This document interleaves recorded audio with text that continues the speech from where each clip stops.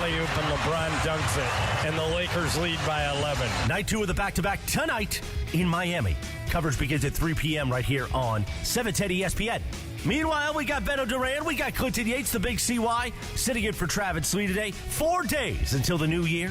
And don't forget, Tuesday, January 3rd, the biggest year in the history of ESPN LA kicks off Tuesday, January 3rd. Be here for that. Plus, today, we are going to get producer Emily's review of her big Olive Garden Tuesday night. Just part of the fun and frivolity ahead. Let's get to it. Clinton and Beto sitting in for Travis Lee, your Wednesday right now. All right, last show of the calendar year. Thank you, Morales. It's your boy, the big CY, Clinton Yates, Television's Clinton Yates, president of the local chapter of the Handsome Man community. And, of course, Beto Duran is in the building right now. Senor Duran, what's up, man? Are you on the line? How are you? I don't know. Am I on the line here? Yes, Am I I can working? hear you. All right, cool. You are working. All right. So Beto is here. Yeah. Taylor Gang's in the building. Emily's back home. Like I said, last program for Travis and Sliwa of 2022. We're going to do a special Ask Beto, Ask Clinton, Ask Taylor, Ask Emily. You know the drill. Woo. It's Ask Slee today. So let's try to get those in. Hit the same hashtag that you always do. Askley. What is that voice? Who is that person in your life? That's Travis. It's Travis. Okay, all right, good to know. It's funny when Travis does it. It's also funny when you do it. I've got thrown off there for a second because this is what happened last night. Everybody else last night had a good evening. Of course, Emily was out at Olive Garden. We'll get to that in a second. Flexing. I'm down with the sickness, so I'm at the crib. But there is a high school basketball tournament happening, and I remembered that our friend Beto Duran announced his high school basketball game, so I tuned in to hear Beto Duran call a high school basketball game. Oh, for real? Tonight. I absolutely did that. So you were on the broadcast. I heard you talking about the TikTok on the broadcast, all right? I was listening for that portion of the program, sir, so don't get that one twisted. Yeah. But other than that, the big thing that happened last night, obviously, is the Lakers won a basketball game. Not the biggest deal in the world, but we can get some. You mean not the biggest deal? That's a big well, deal. The Magic are a young team. Nah. Right now, we take it any way you can if you're a Laker fan. That's a good call. Absolutely. I know you were out at the court, so you didn't necessarily get a chance to see. I caught up on it this morning. But you caught up on it. What did you think of the Compacto. game last night, Beto? When on Spectrum Sportsnet, they do that Lakers Compacto where they condense the game and everything out there. Love so that, I by watched. the way. Yeah, absolutely. That's exactly how I watched it this morning. Did the game look easy? Did the game look like a Laker team that was in control? Did the game look like it was a Laker team that wasn't going to give it away at the end? Like, what's going on here? They looked like, well, okay. Or did it get because it was sped up too much? It threw me off. What no, happened? it wasn't that. It's that they played the Magic. You know, and the Magic are a young team. The Magic are a kind of team that if you are not actively following either college or pro basketball, you probably do not know who most of the members on that team are. Yeah, so you're playing fantasy basketball. That's how you're a you know fantasy them. basketball guy, or you're really into dudes when they come out and where they go immediately. Because the Magic they've got to have one of the youngest rosters in the NBA at this point. The thing about the Lakers about yesterday, which I thought was good, and ultimately why I think that nobody should really give up super hope on this team, is that they beat a bad team, you know, without their best guy. And people talk all the time about how, you got to beat good teams. Well, if you can't beat bad teams, you're certainly not going to be a good team. Exactly. And they lost to a lot of bad teams last season. That was a big part of the issue with what this team did. And so we heard Ireland's call in the intro. I thought that was rather understated because that lob from AR to LeBron was one of the most exciting plays I'd seen all year from this team in terms of how confident Reeves was throwing that ball blind over his shoulder to a streaking LeBron. That was beautiful. That was Dwayne Wade-esque, if you ask me. Did you see what SportsCenter did with that? I did not. Oh, it was pretty cool. I mean, great for radio, right? I'm going to talk about what they show on TV. But that alley-oop, they froze it so well. And behind the basket, there were like 6 Laker fans. So they froze it. They blacked out everybody else except for the Laker fans, and they got their reactions. Oh, nice. And then when LeBron went up for the dunk, he had this great facial expression, and they zoomed in on that. I mean, the SportsCenter people did a great job with the highlights. And I was watching that after the game yesterday. I'm like, wow, this looks like it was a fun game to watch. I was watching the highlights as I was getting something to eat last night. Yeah. I'm like, okay, I got to watch this game to see this. And you're right. That dunk right there, you know what? I'm not going to be that guy who's going to say, oh, right now any win is good because it makes you feel better, because you're supposed to beat a team like Orlando 129-110, right? You're supposed to do that. But let me have this right now, right? Let me enjoy the fact that 38-year-old LeBron was flying all over the court, getting up like that, because that was just cool to see. Because, look, this is a team that, honestly, before I saw this game yesterday, I'm thinking Orlando, I hate saying it's a trap game, but losable game. Absolutely. When you have Banchero, Wagner, Bull, Fultz, and you're like, okay, I've heard the guy from Bull, like Bull, yeah. Bull, yeah. He's with the modern day, okay. People know who he is, yeah. Banchero was a big draft pick. Wagner, or is it Wagner? Is it Wagner or Wagner? What is it? I mean, it's Wagner, No, but people call him Wagner. Exactly. Like, that's the kind of team that Orlando has. Yeah. So when you're dunking all over them, winning 129, 110, give me that. Let me have it. Let me close out the year strong. I think most importantly, Beto, too, they broke the losing streak. I mean, that's important here. You know, the wins, people always act as if the wins and losses kind of don't matter unless you get into the playoffs, and then it's all bets are off. I don't buy that. I buy that the culture of winning matters in terms of what you're doing in any particular given streak. I buy that number two, you win more games, you're a better team. It's as simple as that. So this was a big win for them. Westbrook got his triple-double. It was unfortunately the least important triple-double of the night in the NBA, but that's a separate matter. I think that, and I'm not going to take a victory lap on this because I don't think that it was anything particularly groundbreaking at the time, but you know, his ability to come off the bench and still participate and contribute is very important.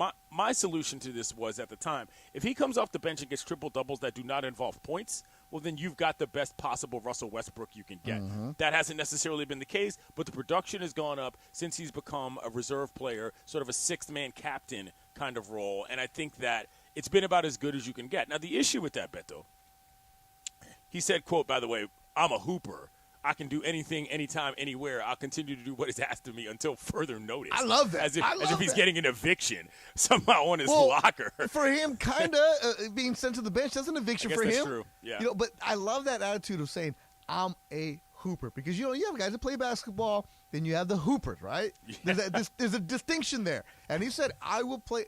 Russell Westbrook, you know he's going to be that dude when he's 55 and he's just going to be somewhere on a court, and you're like, who's that old man just breaking people out? Who's they doing made an something? Entire movie about this called Uncle Drew. That's exactly who he's going to be.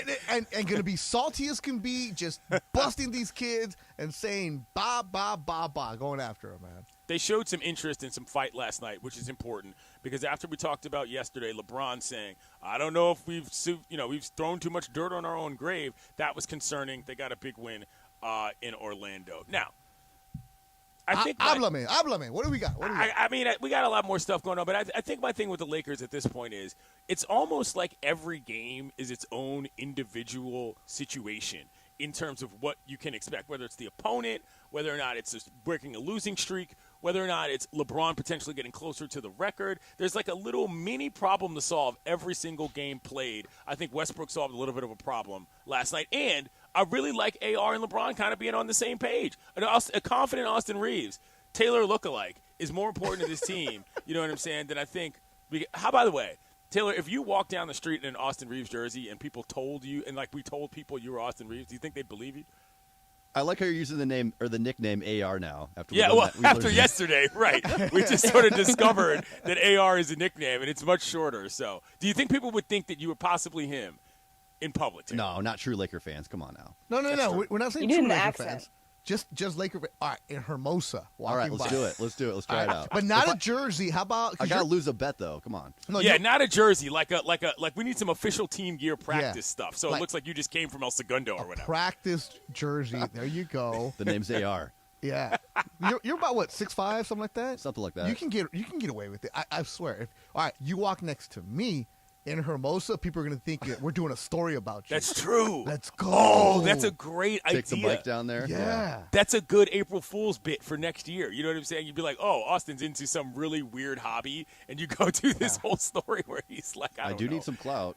Yes, absolutely. That would be funny. There you go. That would be funny. Anything you noticed last night, even in the short watch, Beto, about the Lakers? You know, like I said, I'm watching a compact. It's actually on TV again right now. Mm-hmm. You know what it looked like? For a while, they were actually having fun. Yeah? Like, I know it's the dumbest thing to pick out, but you said it, Clinton. If you're losing, it takes a toll. It doesn't matter what level you're at, right? You've lost 4 in a row. You're on the road. You're going to be gone for 2 weeks. You're not going to see your family for Christmas or New Year's. Losing sucks, right? And they always say that winning is the best cologne in a locker room. Absolutely. But just feeling a game where they look like they were in control, like pulling up whenever they want, doing things. It's been a while since I've seen a Laker team this season that actually looks like they want to be on the court. There's a question about whether or not this team having fun is actually a better team than the team that's pressing to try to win, at least in my opinion, because – at this stage, we're in that kind of middle zone where it's like, all right, well, we're after Christmas. We're before the All-Star break. This is pretty much where you figure out who your squad actually is. And, we talked about this a little bit yesterday, with the way that the stars are aligning, and I don't mean that proverbially in the sky. I mean literally in the National Basketball Association, the stars are aligning for teams that are the best in the league right now, and the Lakers kind of aren't one of those teams. I think watching a squad that has some fun is going to be actually as rewarding for the fan experience as anything else we get for the rest of the season, because I don't see this team going very far. I don't see them going far either, but with a record of 14-20, it's the holidays, bro. Give me that win, especially when you're going Miami.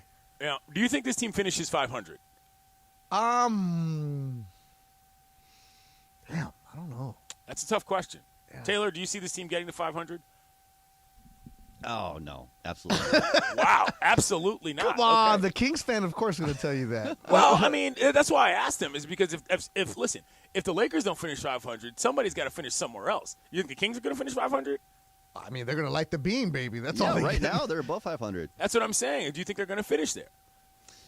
I mean, they need Sabonis back. His injury is really hurting him right now, but, if he comes back, I think they're going to make the playoffs. Are the Los Angeles Lakers going to finish with the worst record in California this season?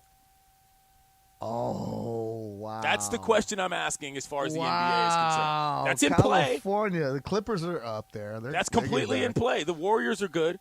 You know what I'm saying? And if the Kings are lighting the beam every other time I turn on my television, well, then it's entirely possible that the Lakers lose the California sweepstakes, which would be – I can't imagine – well, when's the last time that actually happened? It's a good question. We should get our crack research team on. No, I mean, there's only one person that knows anything about the Kings. Not even the people that work for the Kings know this record. So, I can't believe we're opening up Kings Talk on the last day of it. It's not Kings Talk. It's California NBA basketball talk. Travis and Slee, and you've had more than a minute worth of Kings Talk. This is just blasphemy right here. This is just bad. Welcome to my life. Slee right now, wherever he's at, he's just pulling the hair that he's got left. Slee's welcome to call the program with his own show name, with his own name on. Slee's about to go start his own Instagram live right now just to combat what you're doing. He needs to get on the air just for this. We had plenty of Lakers talk. By the way, I did not know that AR had that pass in him. Like over the shoulder lob. Oh yeah, I was not familiar with his. The dude can hoop. The dude can hoop. He's a hooper. He's a fun guy. I like. He's a hooper to you. Oh yeah. Because he just gets things done. He's the guy that's going to get things done for you. I love watching him play. I mentioned it earlier. Russell Westbrook had a triple-double. It was the least impressive triple-double of the night, unfortunately. You know why? Because Luka Doncic went absolutely nuts last night. We'll talk about that next on Travis and Sliwa on 710 ESPN. Hey, Laker fans, John Ireland here. Have you downloaded the new ESPN LA app? You got to get this thing. It's great. You can get Travis and Sliwa, Mason and Ireland, Sedano and Cap, and all of our Lakers talk with Slee right in the palm of your hand. You're just one tap away from everything Lakers. You could even win Lakers tickets. React to the Lakers on ESPN LA app. Download the new ESPN LA app in the App Store or on Google Play.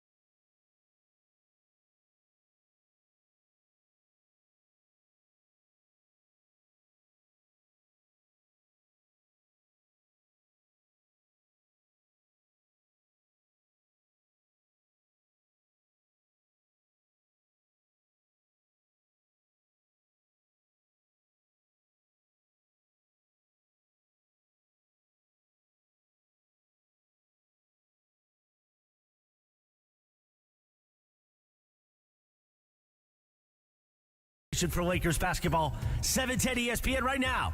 More of Travis and Sliwa your Wednesday.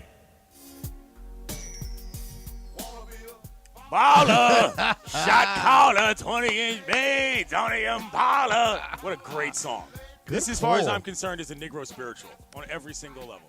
If you play this song in the house on the holidays at my crib with my family, you're going to have 15 people dancing immediately. Okay? What a great jam. Taylor Gang, get it done. Yet again, every time we need a first down, I pop out of the huddle and I look to Taylor, and he's running a crossing route. He catches the ball and he gets past the sticks. That's a good job. And he gets the yards after the catch too. He gets you an extra 5-6. Man. Well, Travis and Sliwa, Yates and Duran in the building here on a Wednesday. Last program of the calendar year of 2022 for Travis and Sliwa. So get your questions in. We're doing Ask Slee in a little bit. Hashtag Ask Slee. A lot of you guys asking me questions about things that happened in the NBA last night. Reminder. I do not only watch the Lakers. I watch the entire league. So when I'm making a point about the league, it is about basketball on the whole, not just about one particular basketball team. As for the Lakers, yes, the Magic are playing well recently, but the point is that they got to win. The front side of that back-to-back is very important because, as we know, Beto, LeBron does not play on the back end of back-to-backs. No need. But at the same time, that's also one of those things where I feel like that's kind of an indication of what your season is overall. If your best player on the team can't play 2 games in a row simply because it doesn't work for the rest of the season, well, then your season is not going to have a very high But then again, that's the NBA, too, where load management, guys not playing the second night of I get back-to-back. It's expected. I get it. But, you know, LeBron actually – I kind of want to see him in Miami, though. You know, I very much want to see him in Miami. The storyline's always there. Would have rather seen him in Miami than in Orlando. Yeah. You should beat Orlando without LeBron, I would hope. Yeah. You know, Depends. but it'll be a little bit closer. But I love the storylines. I love the pettiness. I love the little angles of everything that goes on. So LeBron in Miami is always good. But hey, we're not going to get it. So more importantly, last night in the National Basketball Association, I watched something that literally I've never seen before. You know how I know I've never seen it before? Because nobody in the world has ever seen it before, Duran. Luka Doncic went nuts, and it wasn't just. Okay, let me back up a little bit. Yeah, do this. There's stars in this league. And then, as Sedano would say, and he said this before, there's people you'd go to pay to play, play basketball. Pay to play, watch basketball. Pay to watch, play basketball, excuse me. And Luka's on that list. You know, we get into a lot of games, we do a lot of stuff, and we say, oh, yeah, that guy's fun. It is very rare for people to break that ceiling of, oh, no, I'd give my hard-earned money to simply watch this dude do what he does for my own entertainment. Luka is one of those guys. Last night he had an insane line, 60-20-10, first in NBA history. Wait, slow that down again. Slow it down. 60. Amazing. Mind you, he had more than each. He had 60. He had 20. I think he had 21 rebounds, and I can't remember what his actual final assist line was. But 60 points in any NBA basketball game is nuts. That alone is wow. Overtime or not? Highlights. Overtime or not? And I would be willing to say, okay, yeah, he got a couple extra in overtime. But if you saw how it went to overtime, you would know that he earned it. He's on the line. The Knicks are, looking to just squeak the game away. He does the little brick off the glass move, which shouts to the VP of the Handsome community who said, that move never works. The move works a lot.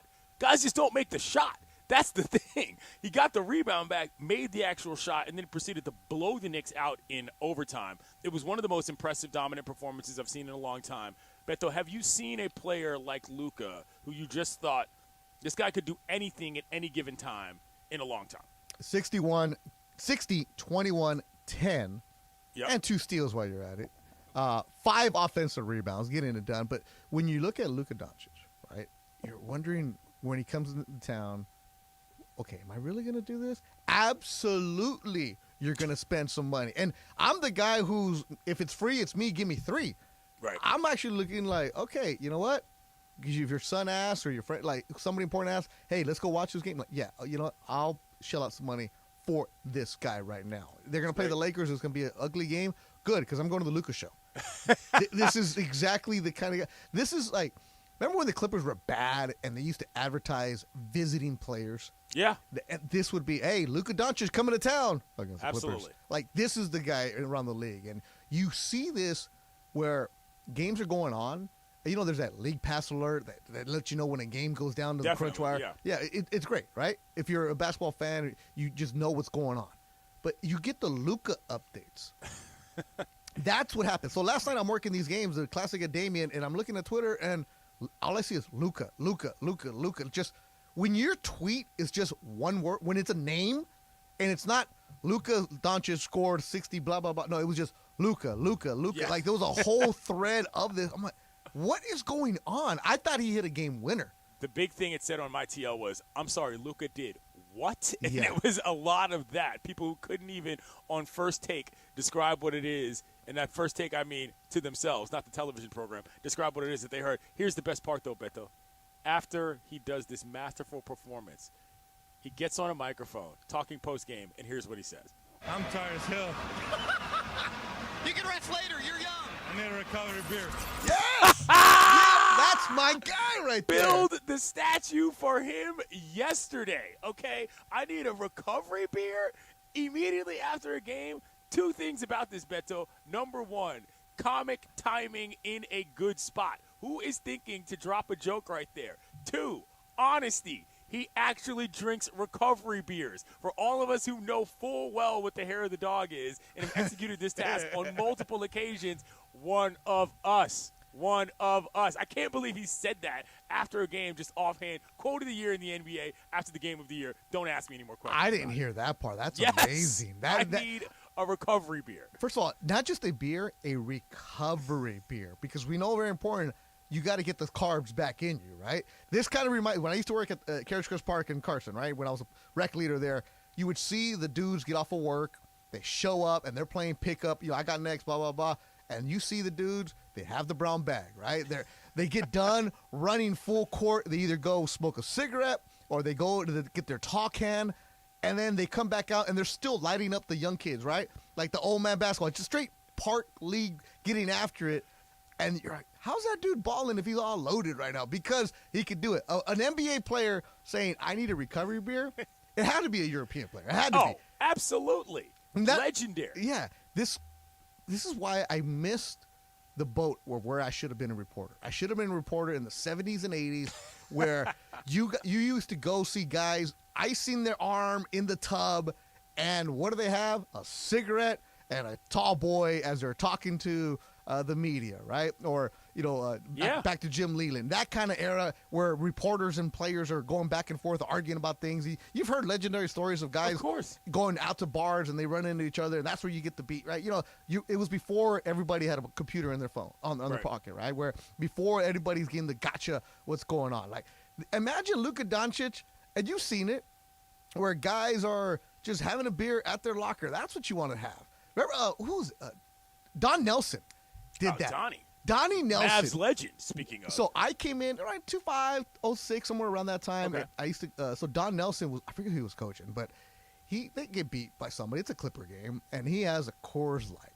And we're outside, not in the locker, not in the hallway, and all of a sudden, there's three people ready to talk to him. TV camera shows up, and Don Nelson says, damn it, you're going to make me put away my beer. He was doing the post-game scrum with the beer, hands the beer off here. And even baseball players, they used to just stand there with their beer, but then, beer in the clubhouse is a regular. Then they got banned, and they don't have it anymore. So to hear him saying, I want a recovery beer, that speaks to my soul. That speaks to everybody else. That speaks to every guy who's like, you know what? Yeah, like softball. You want to have a beer. You want to do this. You want this is. Oh, by the way, I had 60, 21, and 10, and I did something that nobody's ever done. This is from ESPN Stats and Info. The first player in NBA history to put up 60, 20, and 10. That's crazy. Like ESPN Stats and Info has every detail, and when they're tweeting about you over and over and over, come on. And he scored or assisted on 85 of Dallas's 126 points. Like, what was going on? They were losing big, and he brought them back. So they needed all 60 points from him. Absolutely. It was the first time in 20 years the team's come back from that little and that much in that little time to actually win a basketball game. Here's the thing, though, that makes it tough, I got to believe, for Los Angeles Lakers fans to watch Luka play. He's the player you expect to have as a Lakers franchise. Man. He's that generational guy. He puts butts in the seats. Yep. And if you've seen him play with your eyeballs, even just once, you know what it is. They don't have that player right now. They have a guy who used to be that guy, obviously, in LeBron. But because of the way that he came, because of all that, they're not going to find that kind of Q rating out of anybody the same way that Luka is doing right now. And that's kind of the way that the model of this team has worked. If you want to play the way that you're playing, the Lakers, that is, in terms of against the rest of the NBA where we just pick a star and figure the rest out later, you got to actually find the star. And right now, Luka is that star. He's been a pro since he was, 14 years old? I think 15, yeah. He won the EuroLeague. He won the EuroLeague MVP as a 19-year-old. Yeah. Slovenia. And then, so it says playing career since 2015 he's been a pro. Went to Real Madrid, does some interviews in Spanish. He knows what's up. Like, his accolades, if you just go to his Wikipedia, it's like over and over and over. You're scrolling everything's going on, right? And he's big, right? He's 6'7"-ish, somewhere around that line. But the way that he gets after it, man, it's just you heard about him when he came out of the draft. You're like, all right, who's this guy? And you always, when you hear guys that are playing in Europe, you're like, okay, what league? Now, the Spanish league is good. Real Madrid that's where ballers are at. So for him to be doing that as a legit teenager, you knew he was going to come to the NBA and translate well.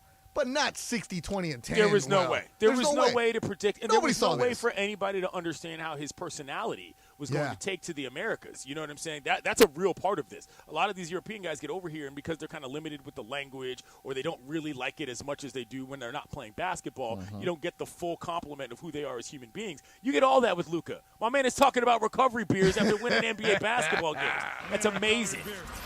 Right. What more do you need, bro? By the way, Beto, on that Wikipedia page, did you see a picture of Luka's mom? Have you ever seen a picture of Luka's mom? No. Emily, don't look at me like that.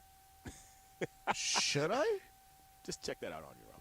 Just saying. Coming up, we are going to ask Emily about her illustrious night out on the town in her hometown at the Garden of Olive, the illustrious establishment where she went to dish with her and her sisters. It's Travis and Sliwa. I'm Clinton Yates. He's Beto Duran. It's 710 ESPN.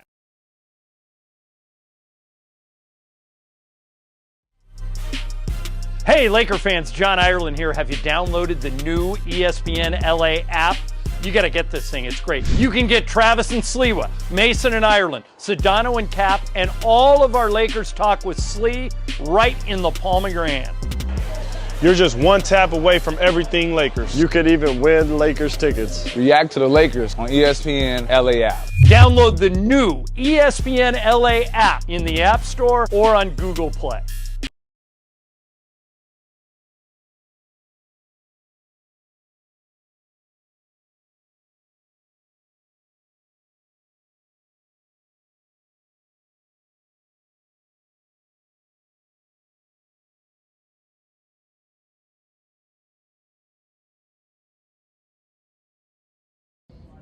What color is Rudolph's nose? Come on, Keith.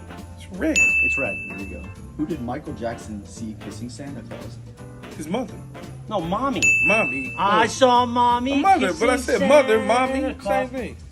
Santa Claus. Yeah. Mommy, mother, kissing Santa it's Claus. mommy. It's not mother. Well, it's the same thing. How do you say Merry Christmas in Spanish?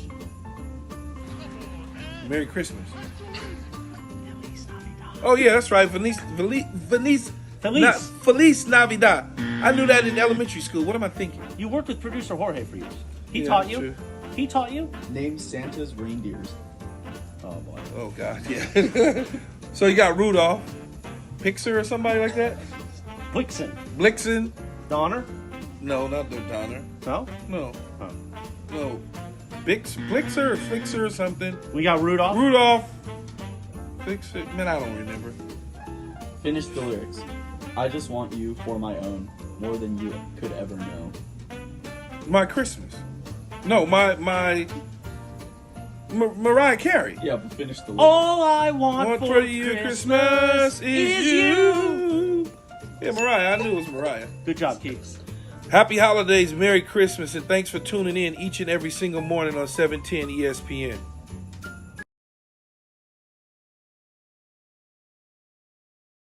Because, as we mentioned before, that is the last program of the year for Travis and Sliwa, not called the Allen and Sliwa Show, as I called it yesterday, which I say quite often.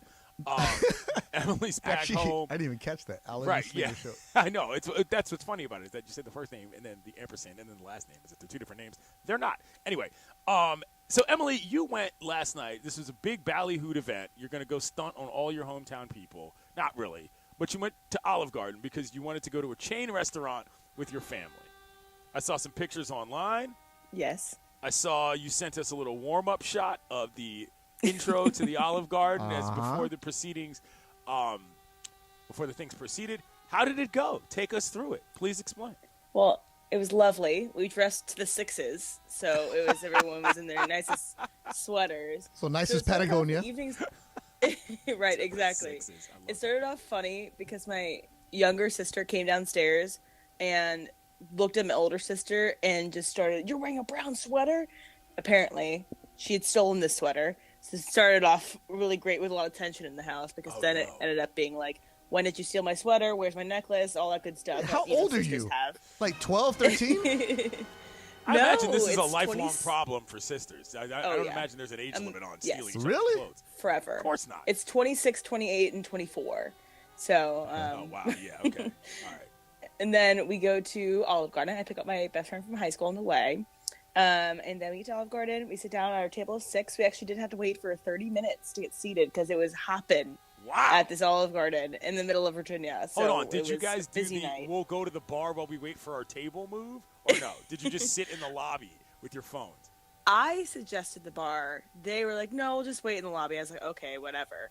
Apparently, there was a wedding, like, dinner happening at the Olive Garden. So, like, someone was having their wedding, and instead of going out to a reception, they had their dinner at Olive Garden. Wait. So that was a fun thing to look at. Post-matrimony or, like, wedding rehearsal dinner? That ain't bad. That's a good call. That's a good call. Cheap ass. Okay. Hey, remember, we're in the middle of nowhere in Virginia here. That's a good point. Yeah. Wait, so there was a nowhere, a married bride in this Olive Garden. Yes. Okay, go on. Yes. That's amazing. And it was a large family, so they seemed like a little busy handling that. So we got seated. We ordered calamari for the table and then 2 sangria pitchers because there were 6 of us. And sat down, had a lot of great stuff. I did. Yeah. Quota. And then, but it's less my table, but more the people around us were just quintessential weird people. So it was, the person behind us was in a cheetah print top and definitely had the Karen hair, to say the least. Yeah. And we had overheard some of her see this person standing in front of me. Yeah. She sent back her gnocchi soup because it only had 1 gnocchi in it. What? And we were just like, okay, so this is the kind of person you are. She sent it back twice. I was like, Jesus. Twice? We were very nice to our waitress. Yeah. Very nice to our waitress. She was younger. We had a good time. We passed around the soup and salad. I had about half of my pasta I got through because it was so big. But it was everything I ever hoped for. It was a great dish session. Everyone was telling me about what they like about Travis and Sliwa because they listen to the show. So they were saying hopefully they don't listen right now. Well, hold on. What did they say? Listen, this is the year-end show. We're not straying away from feedback about the program. What was actually said? No. They loved it. They loved my Disney story of going to Disney. Wait, are you paying for this dinner? Influence. My sister paid because she makes the most money of all of us. Because if you were paying, then of course you're going to say the show's amazing. Oh, no. It's not. Go it's on, not hold that. on. So what they say? They don't listen to a lot of podcasts. Okay. They really like the shows. They listen, How much do they love Clinton? Beto, would you let her answer the questions? I want to know about you. Goodness Forget gracious. the Olive Garden. Let's go. We're filling in. We set this whole thing up so I can hear all about Olive Garden and what she's talking about. I want to know. I'm very interested. Was in there Central a fight at Virginia. Olive Garden? I'm very interested in the Central Virginia Olive Garden go-tos. Way to know your audience. Here we go. My younger sister just kind of was a little tense the whole time because I think she was just really mad at the sweater thing. The entire evening. So that threw a her pall sweater. over the proceedings. And so she had a little bit of tension, yeah. And then we were just talking about how there was drama because we only invited certain cousins. We did not invite all the cousins. Oh, now you're in Beto's wheelhouse. This is it. Now you're in Beto's wheelhouse. Let's go. You're I have getting a 18 strongly worded cousins. I letter. have a lot of cousins. Yes. What was the so cutoff? It's like we only invited 2 cousins because this is the cousins that are closest in age, the ones that we like the most, that we wanted to hang out with. But there was drama because the aunt called us on the way to Olive Garden. It was like, "Are you guys doing anything fun tonight?" And we didn't tell the whole truth because we didn't really want to hang out with them because she was gonna come wherever we were. uninvited. All right, where you're from, does everybody think Olive Garden is the fun spot? They like to go out to eat to chain restaurants. It's not like a fun spot. It's just like, yeah. We went over this yesterday. Beto, you've never been in that position where the No, cool I'm from cousins... a big city. No, that's not what I'm talking about. That's not what I'm talking about. What I'm saying is, where the cool cousins go out, and there's a lot of other people involved. And Beto, you know what I'm talking about, where you got to find a way to get to the event. I am Mexican. You don't think we cut people off at the wedding? We That's only invite 300. That's why I'm asking you about your experience in that regard, because I know you're a popular guy. No, I'm not. I'm the one that's popping off. Like, well, you didn't invite me because you know I'm going to say something, right? You know I'm going to pop off. So I'm the one that doesn't get invited because, like, damn, Beto's going to say something. But I'm still showing up to the bar. Wow. Well, so you skated your aunt. Did you run into any human being that you knew otherwise who were not a member? No, actually, I did not run into anybody that I knew, which is fine. Damn it's it. okay. But we also in addition to the Karen person that we saw, there was also someone who literally dressed like she was going to, I don't know how to describe this perfectly, but she was decked out in all pink. She had a hoop skirt, like literally like had wire in it. Like it was like a, old timey pink skirt. Like the Good Witch in Wizard of Oz? Yeah, and she was dressed to like the 10s, and this was like her big night out. So again, this is like Olive Garden is like the 9-10s for most people in this area, I guess. I am never going to Virginia. Forget this.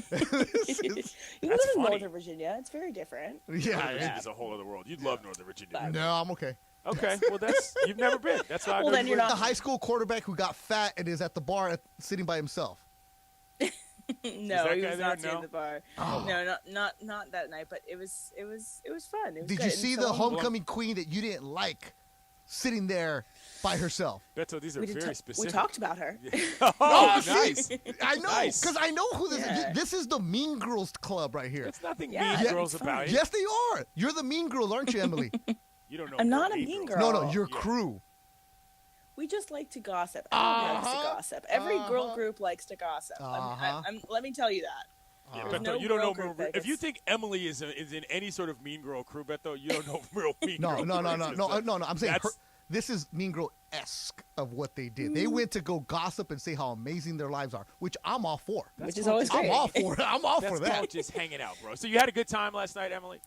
Great time. Lots of leftovers. We took about 12 breadsticks home, and we have a bunch of food left over. So I support that. I support the breadsticks. Beto, how was your time last night? I fired up my laptop, and I was told our friend Steven was like, by the way, the Damians happening this weekend. I was like, oh yeah, I heard about that. Let me check the slate. And I was like, oh right, Beto's probably going to be there. How'd that go last night? Yeah, so we did the show in the morning. Then I did 4 games, Classic at Damians at Laverne, the city of Laverne, at Damian High School. They bring a bunch of schools.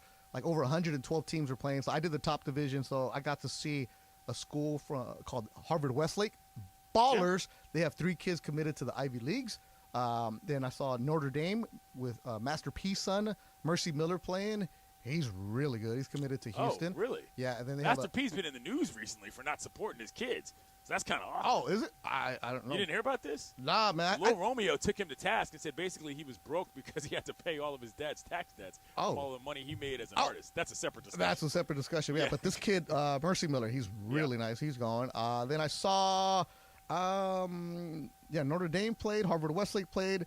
Santa Margarita, the home of the Fighting Klay Thompsons. Nice. They played yesterday. They came up short in their game. They played a team from American Fork who had a great nickname. You'll love this, Amanda. American Fork, the Cavemen. That's a great name, though, if you're from Utah. The Cavemen. They're from Utah. Okay. Yeah. That makes a lot of sense. Cavemen, they come in and they play. Do they have like a Captain Caveman type logo? I love Captain Caveman when I was a kid. And then the last game I saw was Etowanda, home of That's Darren the game Collison. I watched. Yeah, so I called that at the end of the game. Worked with my guy, Tony Moscow, who does stuff for Bally's, the teacher. We have a lot of fun.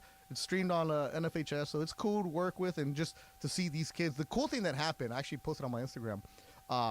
So my son Mateo is a high school senior. So when he was a little kid, like Pee Wee basketball, I was his coach out there. Roll it out, make sure I organize the juice boxes. And I saw a kid named Tyler Milas yesterday. He plays for Norbon. I'm like, Mateo, is that the Tyler from the park? He's like, yeah. I was telling Amanda the story. Last time I saw this kid, he was 10. Okay. He's playing yesterday. I'm broadcasting his game. I see him afterwards. I go take a picture with him. Like 6'2", 6'3", grown man. I'm like, what is going on? And I'm talking to him, and there's a gentleman in the gym was like, "Hey, you're Beto Duran." I'm like, "Yeah." And then Tyler's like, "No, this is my coach right here from when I was a little kid." Gentleman, how do you know him? It's like, I listened today, you and Clinton. Man, let me tell you about Clinton. He gets me mad, but he's right. And I'm like, that's what matters right there. And I said, tomorrow, 10-1, we're back on. So love it. It was cool to be there, see the people. Saw Reggie Morris, who was actually Russell Westbrook's high school coach at Lusinger High. He's now coaching in Redondo. Okay. And it's like you go back and you see people that you came up with where, like, I started doing high school basketball games in 2004 or 5. It's a long time. When I was answering the phones here at ESPN, I would do them just for fun. And I still do it just for fun, and it's great to do. And you see people, you grow up, and I'm becoming that guy now, Clinton, where, hey, I saw you when you were a little kid. You were the ball boy here. So this is why. And now you're grown up. Because I'm listening to the telecast, and I'm hearing it because you can't see them. You can just watch the game, but you can hear the two guys.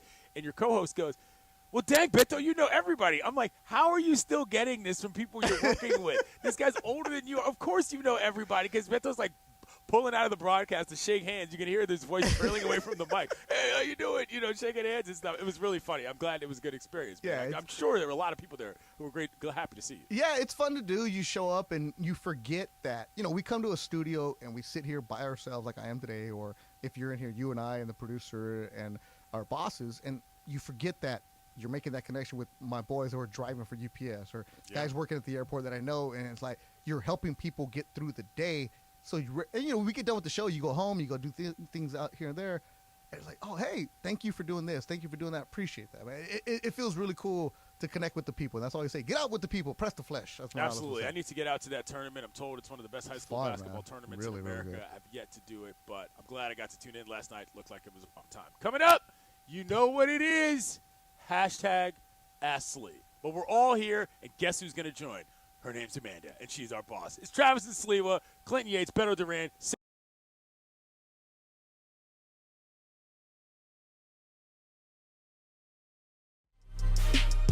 Hey, Laker fans, John Ireland here. Have you downloaded the new ESPN LA app?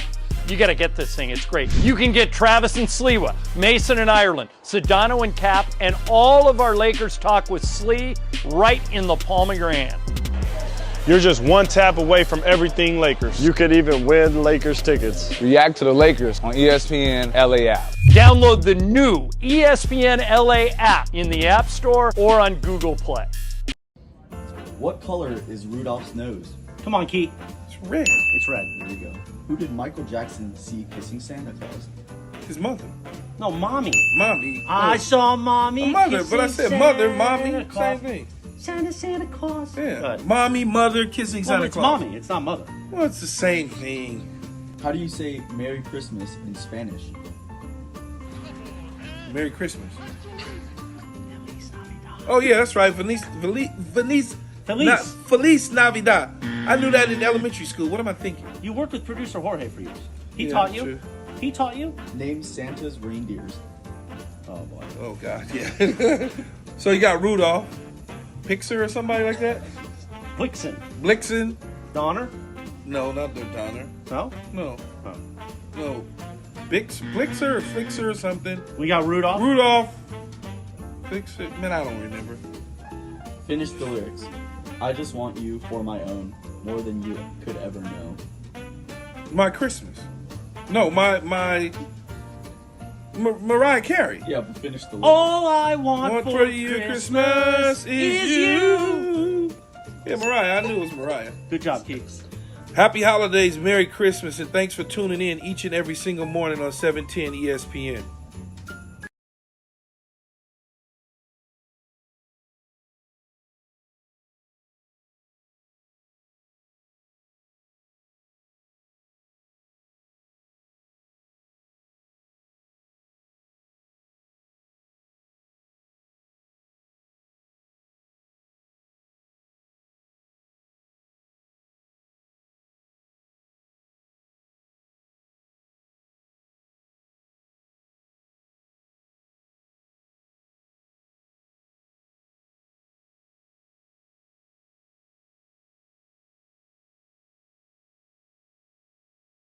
710 ESPN. Does he go out and hunt for it, or will he Instacart it? Hashtag Ask Slee. Time for the segment everyone loves. Time for the segment Los Angeles loves. Ask Slee. Ask Slee. And Ask Slee this morning is presented by Harrah's Resort SoCal. Voted best resort in Futter, California. From dining to unwinding, a trip to Futter, California is always a win. Are you game for a getaway? Start planning your trip by visiting harrahssocal.com. And it is time for Ask Slee.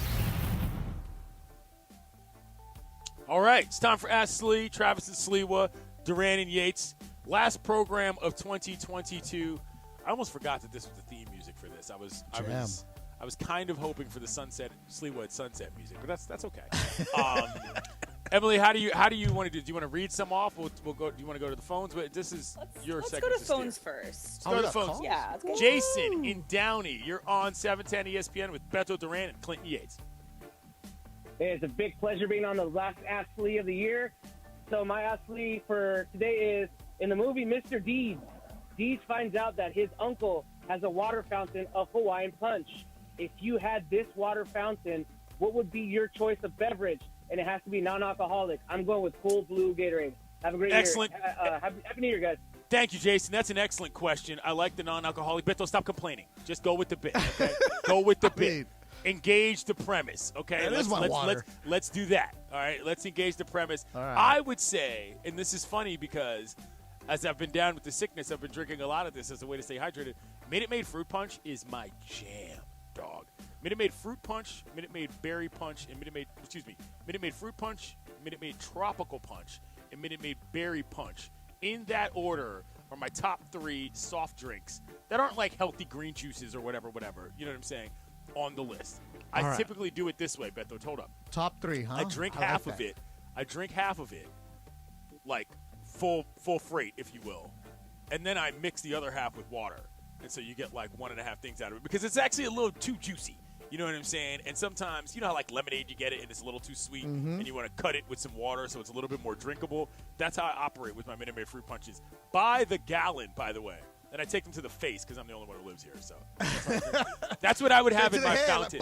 I like that question, too, though, by the way. Solid. That's what I would have in my fountain. All right, non-alcoholic. I'm going to go with, because if it's a fountain, it means I'm going to be drinking the night before. And you don't have to swim in it.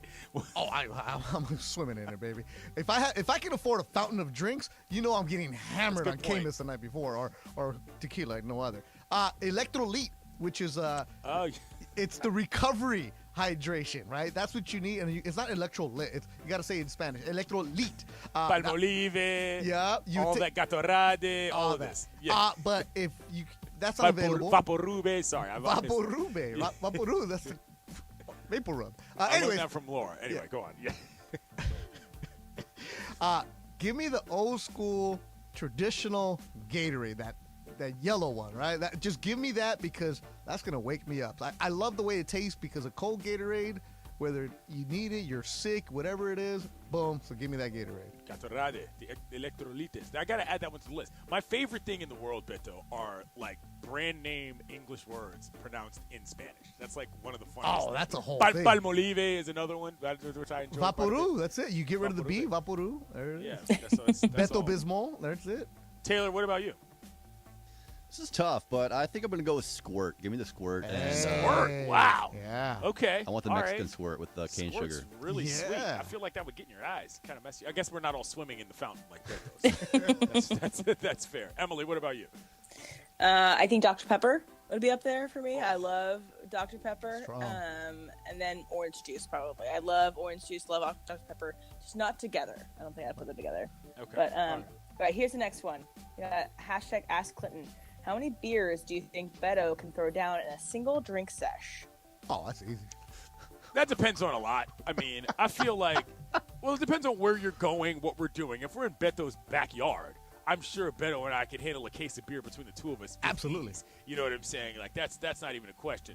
Beto at a function, and I don't mean a function like a radio function. I mean like I see Beto being a guy that can drink 6 beers easy and not have a huge problem. Easy. Once you get up above 6 beers, then you get into the risk of like where you're actually going and what you're actually doing, especially when you get to a certain age.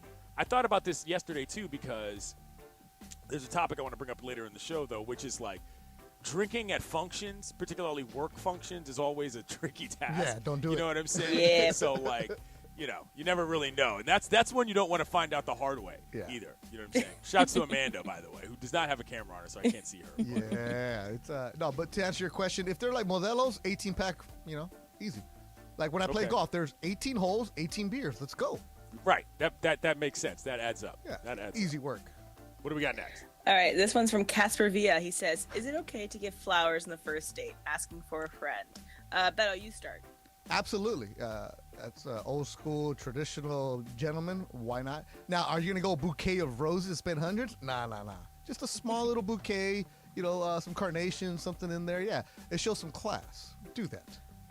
Amanda, is Amanda here? I am here. Do you? This is your account. I figured you would have some good advice on this one. What do you feel about flowers on the bouquets first date? Exactly. I am all for it. Yeah. Okay. But Beto, I don't believe we've been friends for like 12 years. Yeah. Have you ever given a woman flowers on a first date? You don't know my life, all right? Oh, please. You don't know me. Oh, I know you, fool. First of all, I know you. I know you well. Exactly. So you don't know my life. Also, you just said a date. I don't go on dates. That's right. Exactly. But I will send flowers if it's your birthday, Amanda. Did that happen to a this girl year? you're dating? Yeah, if I'm dating a girl, you send flowers. You should do that just because. You send them or you give them in person? No, you send them. Because there's nothing like getting the office flowers and make the other girls in the office jealous. Well, because the other thing, too, is Beto doesn't do relationships. Uh-huh. Right. He just has, a roster, Yeah. as we call it. Situations. Yeah. So you have to send it to them. Yeah. Because otherwise, then you have to, show up and actually, put some effort in and give it to them. Then you have to get dressed. Yeah, and you got to take them out for a meal. That's too much work for Beto. See him in public. The key part of what she said was, as we say, as in somebody who knows what rosters are. She's speaking to an audience of humans that is well familiar with the roster concept. Taylor, would you give flowers before the first date? First date? No, never. I think you're just you're setting a high standard there. Just wait, 3 or 4 dates in is appropriate, but first date, nah. Emily, have you ever received flowers on a first date? I have, actually. So, okay. I'll tell the story in this way. So I was talking to somebody during height of COVID. So we weren't being able to see each other, but we had matched on a dating app. And so he sent me an Instacart order to my house, and we were going to cook together over FaceTime. So that's cool. The Instacart This is order adorable. also included a bouquet of flowers, which is very Okay. sweet. But the Instacart guy was like, I don't know how to pick flowers. So he called me. He was like, what kind of flowers do you want? And I was like, I don't know, whatever. Oh, so It's he blew the I don't know bait. if that's- Exactly. The But it was effort. very The cute, effort was very- there. That's too Exactly. And I think it's a very nice gesture. I think it's very a very wholesome thing to do. And I think it's more of relationship material, not hey, we're going to go on a date or 2 dates. Or I'll follow up with this, though. Don't be the guy who's leaving the bar with a girl you just met and you just got her number or her Instagram, and then somebody walks up to you trying to sell you a flower and you buy one. Don't be that. Don't do that. Okay, well, hold on. I'm glad you gonna- brought that up, and I want to get Amanda's thoughts on this as well, because I come from a sort of different stance on this, which is bro, you giving somebody flowers on the first date, they got to carry those daggone things around the entire time, and that can get a little annoying. Yes. Amanda, am I wrong about this? I would hope that you're not walking up with a ginormous bouquet of flowers, but if it's a smaller one, it's not that big a deal. Are we talking I guess Lego flowers here? Or? No, we're not talking Lego flowers. Do you think anybody I'm dating is good enough to get my Lego flowers? These are in my house for a reason. All right, these are mine. I don't All right, think sorry, go anyone ahead, would Amanda. want Lego flowers personally. You'd be surprised. But, You should see my DMs. Oh. I don't think the DMs are for your Lego flowers, my friends. Tell you what.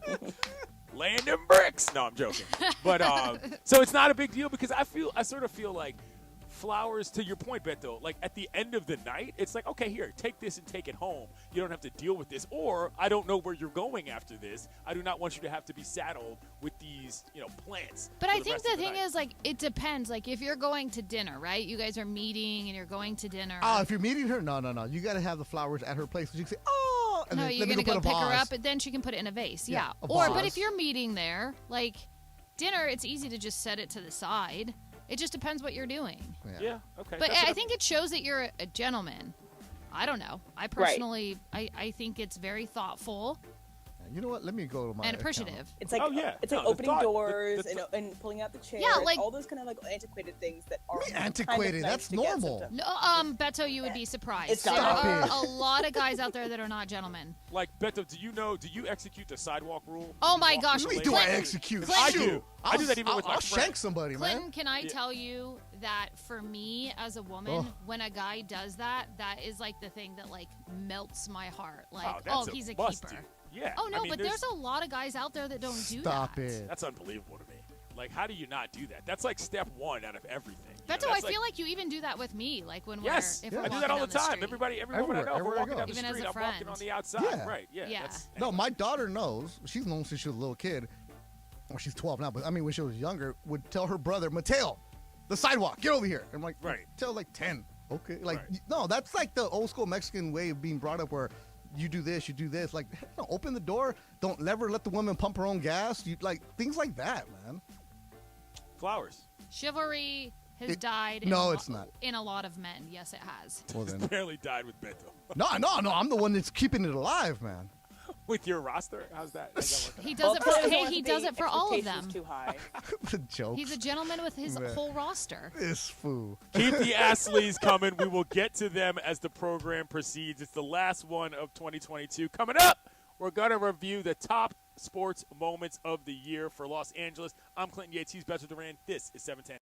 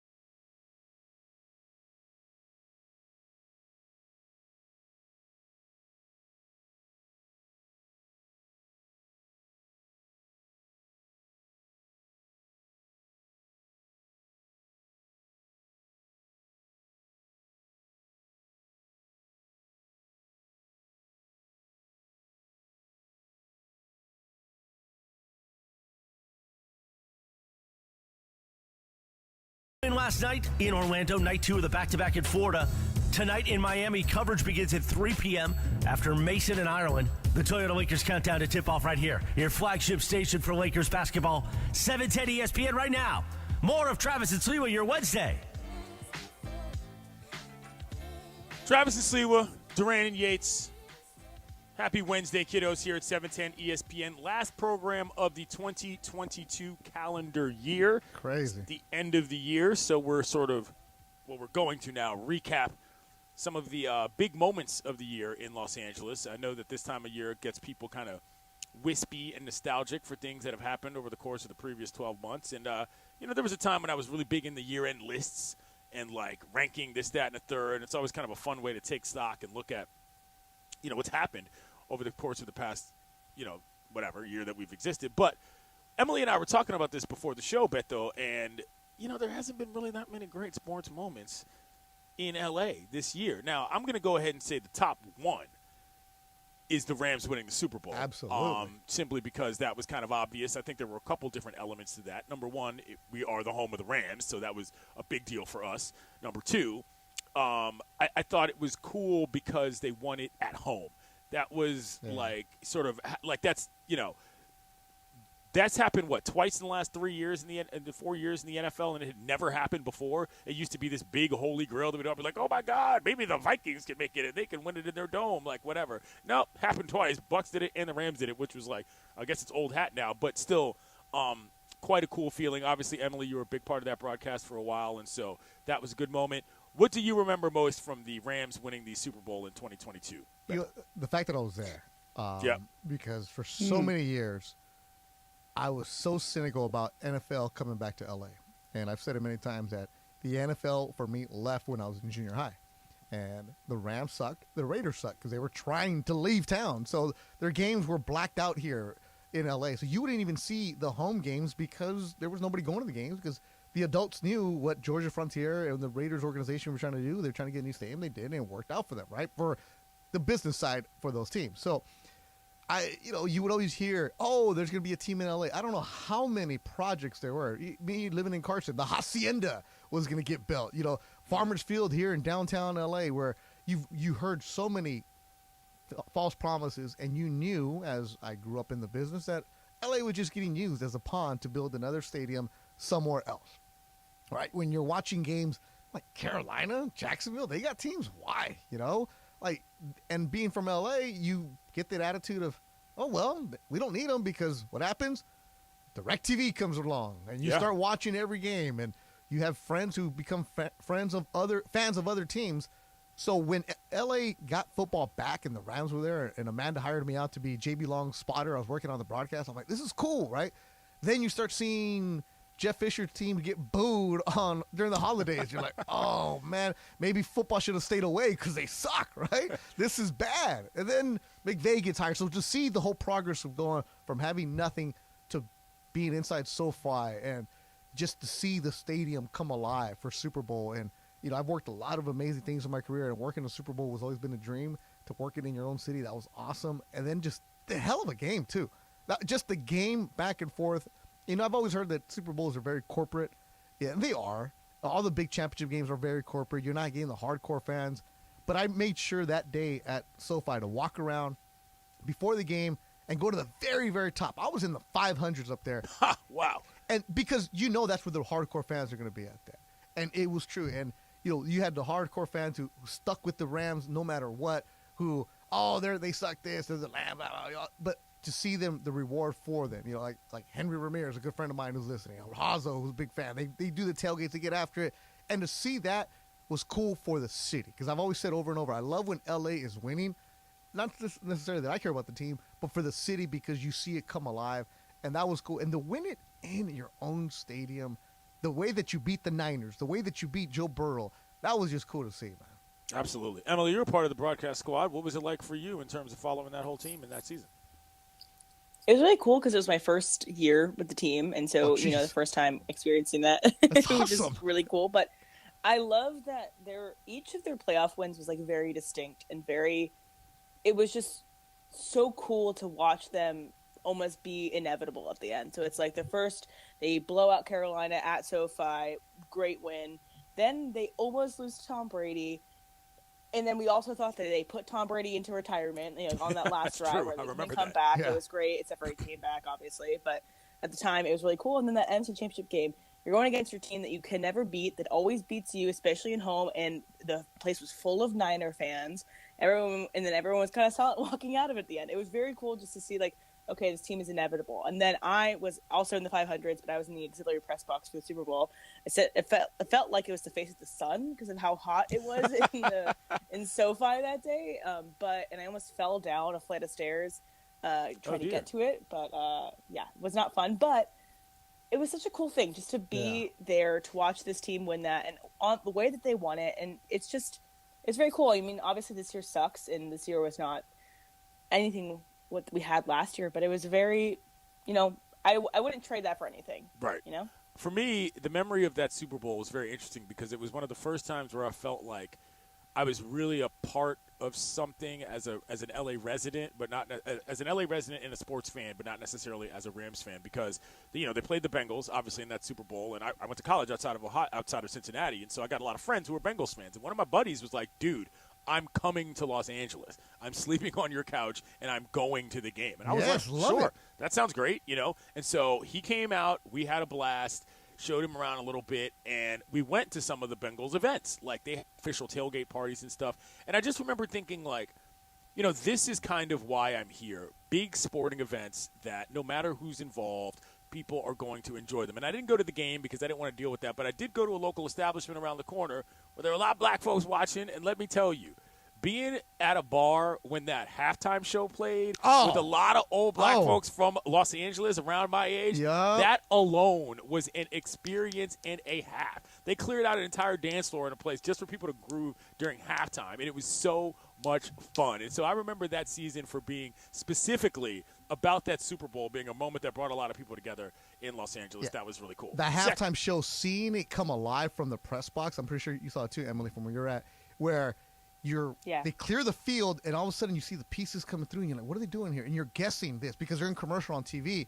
Like, wait a minute, that's the freeway? Is that the 110? Is that a map they're doing? And you see the Impalas coming out, and then this is established Tam's Burgers, the spot to go to, and they have that in Compton. I'm like, oh man, they went to the details right there, and then the music was jamming. And that was one where, the stadium employees, you're supposed to be just watching, right? You're not supposed to do anything. The ushers, the employees, they were grooving, they were jamming. It was a big party, and you couldn't get mad at them if you're their boss. Like, damn, this is history right here. Come on, and it was cool. It was just a big party, and to see it come alive from the press box, that was really cool. I forgot all about that. Yeah, that was a good time. One of the other things that went down, of course, was LAFC winning MLS Cup. That was a huge deal, not just because of. For a couple of different reasons. Number one, the match itself was nuts. Okay, like if you watch that actual game, you know what kind of heart palpitations you had just seeing things go back and forth. Bale getting on the board. There it is. I mean, and obviously, home of LAFC here again as well. I'm not just bringing this up for personal reasons. I mean, this was a big deal. Beto, we've been to LAFC games together. The community has shown love for that team for so many years. What do you remember from that? LAFC, another, just to see it come alive. A good friend of mine, Marco Palaio, when LAFC got announced 3-4 years ago, whatever it was that they got announced, right? He's like, look, Beto, this is going to be a big deal. I'm like, all right, a second MLS team in LA, do you really need it? You have the Galaxy. And then you see the construction of Bank of California Stadium, and Marco's like, dude, it's going to go good, because he would give me the details of what season ticket holders were getting. Like, this is going to be our color scheme. This is going to be our uniform. I'm like, wait a minute, they're going black in LA? That's always smart. Black and gold, okay, the color scheme. Then they were doing the pop-ups around LA, but they weren't at the beach. They were in the streets. They were in the city. True. And you see them developing and getting after it. Now, my daughter plays club soccer. You see the LAFC has the color schemes where teams aren't saying they're LAFC, but they're LA Soccer Club, or there's something. And you see teams taking their color scheme or their logo, kind of stuff like that. And to see them win in that match, that's a game where I'm like, damn it, I wish I had a credential. I wanted to go. I tried to sneak into it, couldn't get it. And I'm like, I always find a way to sneak in via credentials. It might not be through ESPN, but it might be through betovision.com or something, right? Like, no, they shut me down. I'm like, damn. And that was where, okay, I'm going to watch this no matter what. And for the fans that are there, the diehards that have been with them day one, 32-52. And the most happy I was for our man, Dave Denholm. Dave Denholm is a mentor to me in this business, the voice of LAFC, from Cleveland, one of the first guys I met when I started working here as a overnight phone screener, board op. And I'm like, Dave, I think I want to be on air. Gave me great tips about it. never said no and always been supportive. When he got the job with LAFC, it was amazing. When he had the calls, I'm like, that's awesome. Like, you can hear the emotion for him. And then Mario Ruiz, our good friend, was with him, the producer extraordinaire. Yeah. And I'm still mad at Cappy. He had a chance to go to the game and didn't go. Well, that's Cappy for you. Yeah. So anyway, he's got a lot going on. Yeah. But I'm gonna keep it positive. So shout out to the 3252, all the supporter groups, everybody that's out there. And if you've never been to an LAFC game, go. It's a party. It's an event, and it is just cool.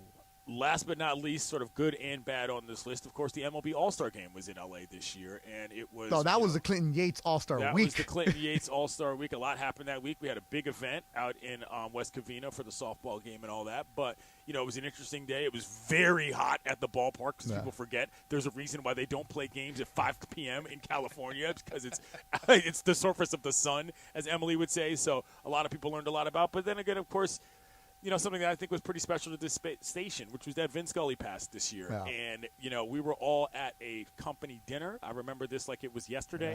Yeah. And the news crossed, and we said, hey, why don't we get on air? And a bunch of people got on, and we talked about the life and legacy of Vin Scully. And so, while every memory this year in Los Angeles of sports may not be the biggest, grandest thing in the world, got a couple championships out of it and got a couple of experiences out of it that reminded everybody why we do all of this in this town in general. Vin Scully's the kind of guy that if you've ever had a run-in with American sports at all, he has crossed your path, he's crossed your desk, he's crossed your heart, he's crossed your brain, and on a lot of levels he's crossed your soul. And so for this to be the year that he passed away, I think, a lot of people owe a lot of what they do to that guy, Beto. I think you know what I mean. Oh, without a doubt. I mean, he was your soundtrack growing up. And it doesn't matter if you're from L.A. He was the voice of NBC baseball for so many years. And he was the voice of golf. And he, the catch, the Niners fan. Like, he was a big, big star in this country for many, many years. And the nicest. I would see him at the Dodger press box at dinner. And did I ever have a conversation with him one-on-one? No, because I was too scared. But would he come up to you and say, hi, and how is your day going? Like, he may not have known your name, but he knew what your role was and what you were doing. And I always say this over and over, and people are like, how does Vin Scully know all these notes about the players? He must have this great research department. No, because even at his late age, did the work. This is what I always tell people. If you want to be a broadcaster, do your own work. And 4:30, 5 o'clock, when the scouts are upstairs having their dinner before they go down to their seat, who's having dinner with them? It was Vin Scully sitting with the scouts, getting one little nugget. It might have been the 25th player, and next thing you know, he's telling this fantastic story about a kid from Venezuela, how he traveled on the bus 18 hours. It's not in the bio. It's not in the media guide. It's because Vin was doing the work. So just the nicest, and I always remember, and I said this that night he passed away, where his routine where they played the national anthem, he would leave his booth for the last time, and he would walk by Nancy B. Heffley, who was playing the organ at the time, and he would hum the national anthem, right? And that was his way of getting ready for the broadcast, because humming is great for your vocal cords to help it stretch and everything else. And like he was a singer ready to perform an opera, and that's what it was. Just, I can't say it enough, the nicest human, man. Just like, I don't have any pictures with anybody. There was one picture I took where we're in a group and he's there, and that's the one where I knew I could have said, hey, Vin, can I get one by myself? Absolutely. Come on in. I just couldn't do it. Right. Yeah. Heck of a year in 2022 for LA sports, and we couldn't have done it without you guys, the listeners. So Coming up, we're going to take some more correspondence from you guys. There's a lot of tweets. We'll get in on the live chat and see what you guys got to say. It's Travis and Sliwa, 17. Hey, Laker fans, John Ireland here. Have you downloaded the new ESPN LA app? You got to get this thing. It's great. You can get Travis and Sliwa, Mason and Ireland, Sedano and Cap, and all of our Lakers talk with Slee right in the palm of your hand. You're just one tap away from everything Lakers. You could even win Lakers tickets. React to the Lakers on ESPN LA App. Download the new ESPN LA app in the App Store or on Google Play.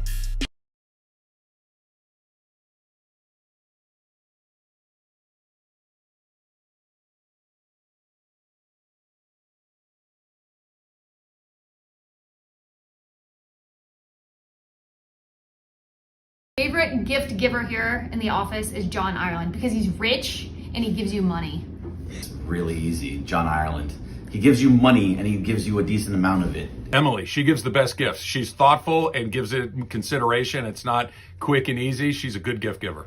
Clinton Yates. He gives amazing gifts. D-Raj just got, last year a guy got me some bourbon, so I think Travis kind of knows what to get. I think Mason, he and I have a lot of similar interests. I'll just leave it at that. Greg Bergman. John Ireland is the guy. He's got the dough. He's got the gated community. I think I'd get the best gift from him. I would like to get something from Chris Morales. Definitely Scott Kaplan, because he gives you gifts from his friends' companies and then asks you to post about it on social media. Scott Kaplan, because it'll have cited written all over it, or going to be some bad material robe kind of thing he gave us last year, whatever it was. Don't even finish the question. Sliwa. Bird, because he doesn't stock his fridge very well, so I don't think he'd be that good at giving gifts. I think Taylor probably is not going to care that much, so I'm going to go Taylor on that one. I'll go Taylor. Sorry, Emily, but you probably just try to give me a Spotify account. I don't want that. Steve Mason.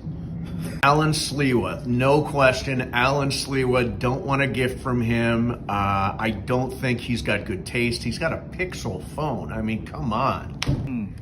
How about you behind the phone there, behind the camera?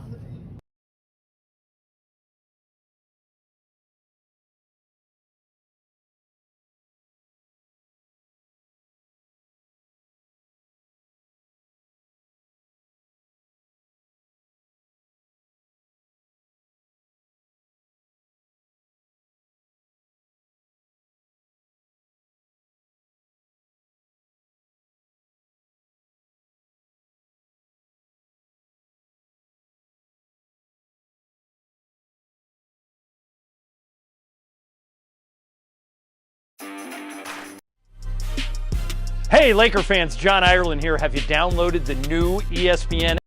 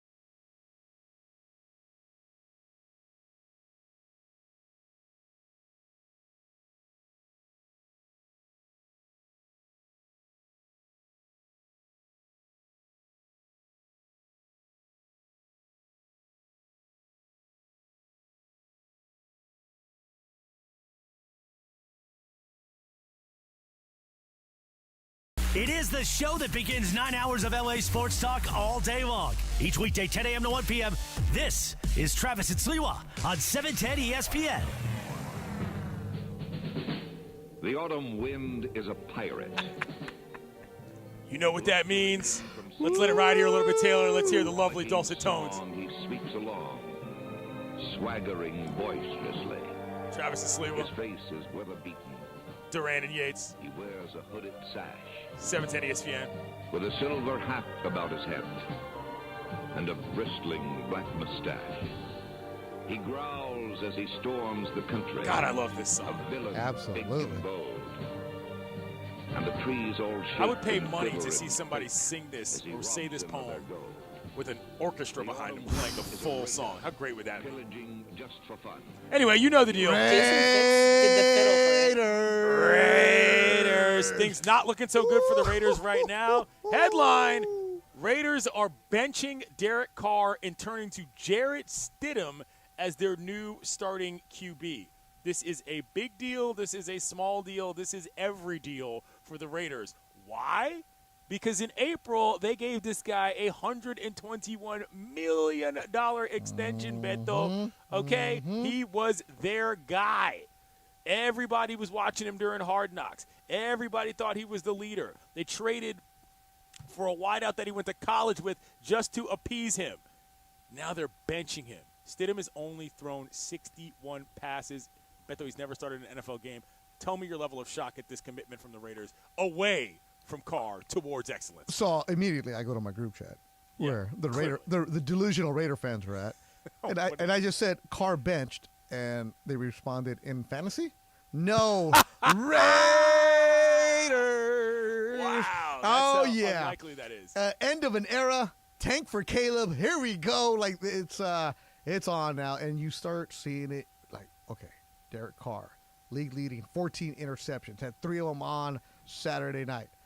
Yeah, Raiders are a mess. And right now, if you want to get Raider fans in turmoil, there was people who were on Team Carr, against Team Carr. You know, it doesn't matter.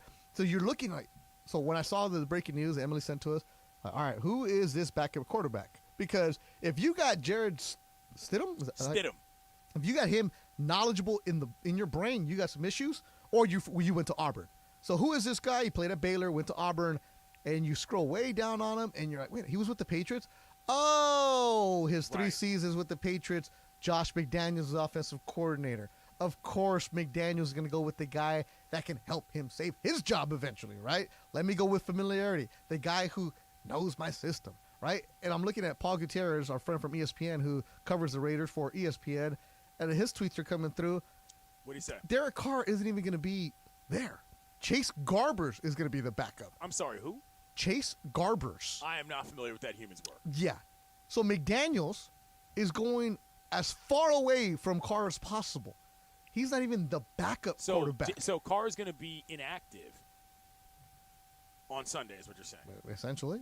You're not going to suit up 3 quarterbacks. Give us a phone call, 877-710-ESPN, 877-710-3776. Raider fans, what are your thoughts? Oh, okay. Because let me tell you my thoughts quickly. Hold on. Chase Garbers, let me give you the update. Yeah. Local. Corona Del Mar High School, home of John Ireland. He went to Cal. How about that? He graduated with a BA from Cal in political economy. Smart guy. Got a graduate certificate in business administration. Well, maybe he can run the team because that's what I was getting ready to bring up. The Las Vegas Raiders right now, arguably, and I don't mean to say this in any sort of Pollyannish kind of way. There are a lot of franchises in the NFL that have real problems. You can look at the one where my hometown is located in terms of actual existence in America. But from a football-specific standpoint, the Raiders are the most dysfunctional team in the league. I mean, what are we talking about here? You got a brand new stadium that people love going to. The Gruden situation, Emily tells me they still owe him $40 million. That guy's not even involved with the franchise anymore. McDaniels re-signed a new contract this past offseason for 4 more years. Reminder, Josh McDaniels has never been successful as a head coach anywhere. He got one luck-up situation in Denver, and ever since then, people have been acting like he's some sort of a soothsayer when it comes to reclaiming projects and for teams. Not even close. I already mentioned the amount of money that they're paying Derek Carr. Dude, this is bad. Like, this team was supposed to be a contender 3 years ago. They were supposed to be good 2 years ago, and people thought that they could be something this year. None of that has happened.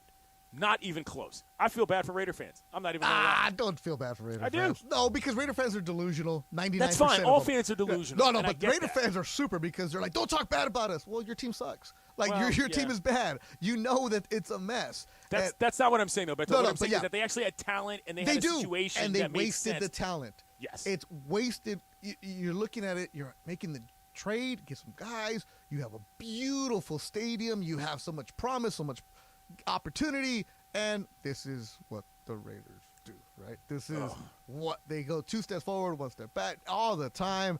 And so right now, McDaniels is saying it's an opportunity to evaluate a younger player in Stidham. Yeah, that's what your season is.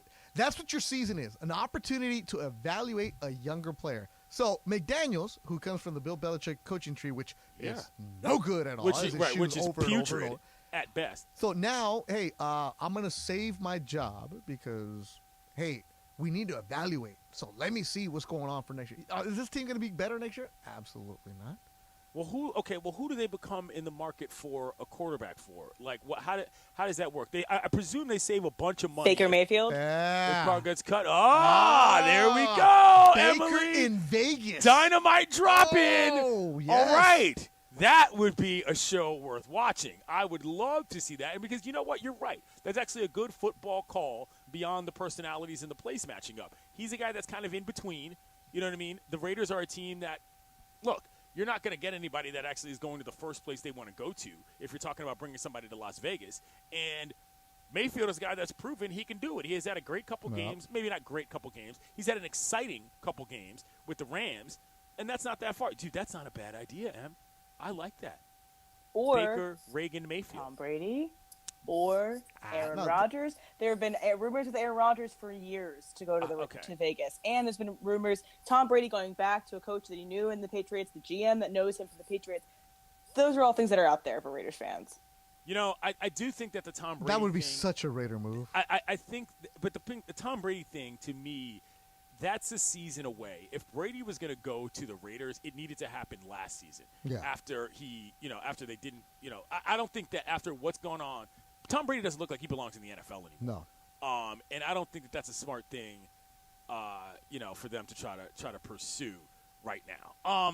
877-710-ESPN, 877-710-ESPN. We can take some calls on the other side. If you're on hold, stay on hold. We're going to do a little factor cap, but the Raiders are struggling big time. Travis and Sliwa, Yates and Duran, 710 ESPN. It's key. You know what you need to do to get ready for the new year? Be sure to start your 2023 with the all-new. Hey, Laker fans, John Ireland here. Have you downloaded the new ESPN LA app? You got to get this thing. It's great. You can get Travis and Sliwa, Mason and Ireland, Sedano and Cap, and all of our Lakers talk with Slee right in the palm of your hand. You're just one tap away from everything Lakers. You could even win Lakers tickets. React to the Lakers on ESPN LA App. Download the new ESPN LA app in the App Store or on Google Play.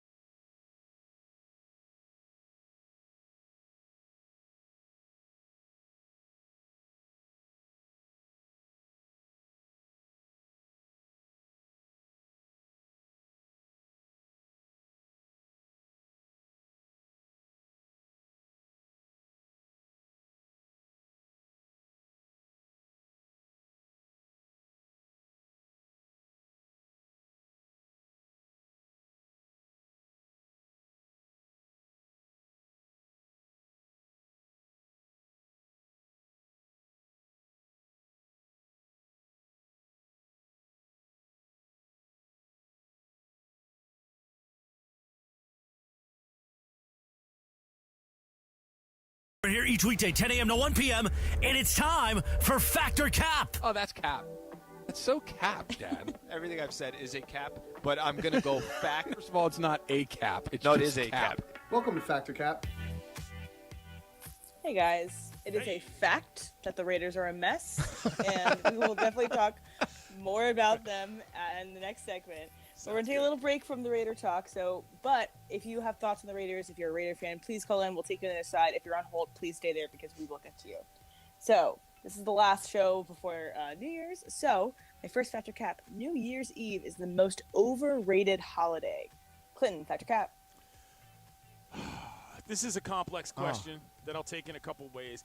I'll say it's fact, only because not many people do it correctly. New Year's Eve is actually a really fun holiday. New Year's Eve is, in fact, to me, as far as like things that get my spirit moving, quite high on the list.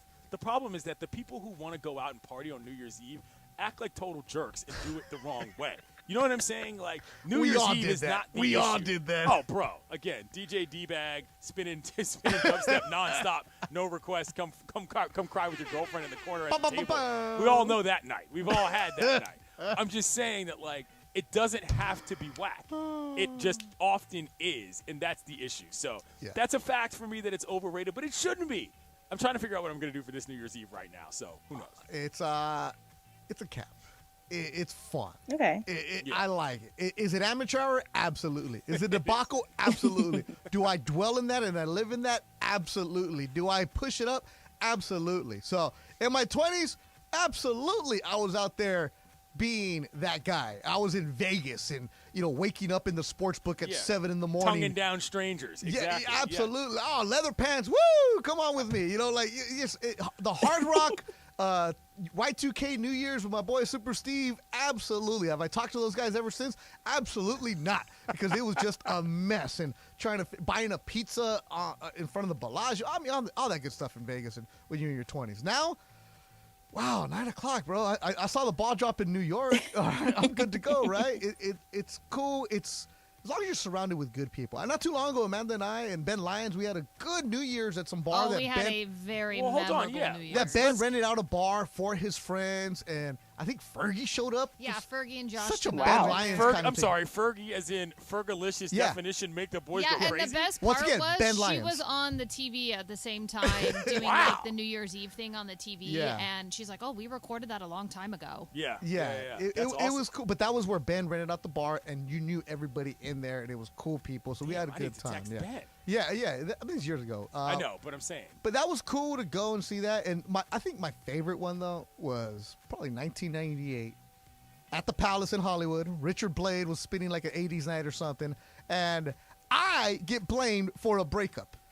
I'm the one that gets told, oh, yeah, because you let him get like that, Beto. You know how he is. He's not even 21. Why is he drunk? Okay. This tracks. My answer was, that's your boyfriend. You know how he gets. Wow. It's like, but you enabled him. I'm 20. How am I buying drinks? He had a fake ID. So they break up on New Year's Eve. They're crying. And supposedly I left her behind. Oh, well. She didn't get in the car. How am I going to leave her? Wow. Amanda, what do you have planned for New Year's Eve this year? See why I love New Year's? And it's this Factor Cap, Amanda.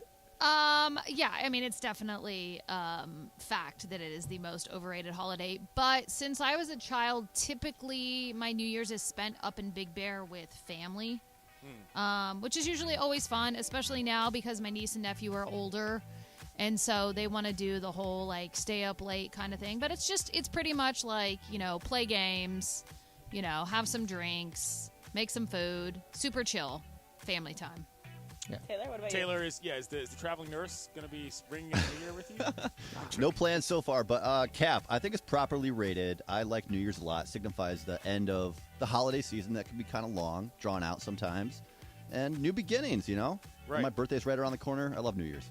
Nice. Okay, I think that's a good call, Taylor. Correctly rated depending on your situation. I will say quickly, though, CNN has decided that they're not letting their anchors drink on New Year's Eve anymore, which is a major mistake. Wait, that's a thing? That's a major... Bro, is it a thing? What is a thing? The canceling or the drinking? No, drinking on TV for CNN? Bro, what do you think these... Have you never seen CNN on New Year's Eve? No, I'm watching... The legend of Don Lemon is like 95% based around what he does on New Year's Eve. These guys get tanked and just start yelling at people. I just watch Channel 7, Seacrest, and that's it. Bro, no. So here's the thing, is that the news came out that CNN was going to say, hey, tone it down on New Year's Eve. And Seacrest, my professional idol, he came out and was like, yeah, we should probably chill. And other people were like, hey, Seacrest, why are you messing this up for us? Drinking on air is the one thing we actually like to do. during the actual holiday. So, Wait, so the anchors, like the professional button-up, hey, let's go to the please primary. tell me you don't know this. No, You I don't know this. I don't watch. Anderson Cooper and Don Lemon. Don't and know those various people. Other I don't. people. I don't watch political If TV. you saw that, it's not political necessarily. If No, you saw their CNN is a faces- political TV, Hold on. right? If you It's saw their news. faces, you'd know who they were. Well, I mean, I know who they are. And Don- yes, these humans get drunk on television Stop every it. New Year's Eve. It's the best part of New Year's Eve. Like Hammer, like Dirty Yes. Martini and everything. Yes. Damn it. Blitzed. That's what I get Yelling for at watching people. Seacrest. Damn it. It's the best. Anyway, sorry, I just wanted to point that out that I'm very disappointed in that. That's the kind of show you and I need to have. Well, this is what I was going to say. Amanda, we should do a drinking show at some point, even if it's just for the internet, even if it was a live show. That's just a personal opinion. We can do it right now. Okay. No, I'm at home. Yeah, I mean, we can do a streaming one. Yes. Yeah. If it was a live show, that would be fun. Like New Year's Eve live, Beto and Yates. Just saying. Let's go. Go on. I'll send you a clip, Beto, of the CNN stuff. And I'm Yes. someone who I like to be well rested going into the new year, so I just go to bed early because I'm lame. Okay. You're in your 20s. Come that on. works well, though. I mean, that works well Hey. because you can at least watch a ball drop, like you said. On, I guess you're on the East Coast, so it doesn't work the same way. But here, yeah, I watched the ball drop in New York. I'm good. Moving on right along. So I'll be flying home on New Year's Eve. All right, so I'm gonna have us replay this clip that we played earlier in the show of Luka Doncic last night after a 60, 21, and 10 night. So Taylor, can you hit it? I need a recovery beer. Yes. So he needed a recovery beer after he just had a historic night. So of all the NBA players you would want to party with, it would be Luka. Beto, Patrick Cap. Oh, Cap. I'm not partying with him. You know how many other dudes in the NBA can get after it? The rule is always party with the bench players, the bullpen guys, the backup quarterback, because they know everything, because they can go incognito, and you never know where the party might go. okay, so that's not a bad rule. I don't hate that, but this is fact. Luka rises above. Have you ever seen Luka in public, like when he wasn't playing basketball? Oh, Luka's in the club burning heaters, talking to chicks, slamming bottles just like any other guy his age would be, all right? Luka is absolutely an exception to your rule, Beto. I would 100% party with that guy. You mentioned that he played in Europe. Obviously, he's European. yeah. Bro, those European guys, those dudes are grown men on the party circuit long before they're grown men on the actual basketball You court. got to learn how to burn both ends of the candles. The Luka New Year's Eve party, if I get an invite, I will not be inviting you, Beto, since apparently you want to hang out with bench players. Oh, I'm wait, going to hold on. Luka's You didn't say it was a New Year's Eve party. I'm just if saying. it's a New Year's Eve party, I'm going with Luka. Proverbially, right. Because that's over the top. We know We that. love Luka. I can't imagine what that guy's like, if you're part of the entourage and in his section. We got to go with him to Spain. Perhaps. Yeah. Oh. I'll go with his mom to Spain. Hey-o! Taylor, what about you? This is close. It's Cap for me. I think Luke would be fun. My twin AR would be fun too. But I'm gonna go James Harden just because I want to see what a let me night. turn the mic off. I just want to see what a night in the life of James Harden looks like.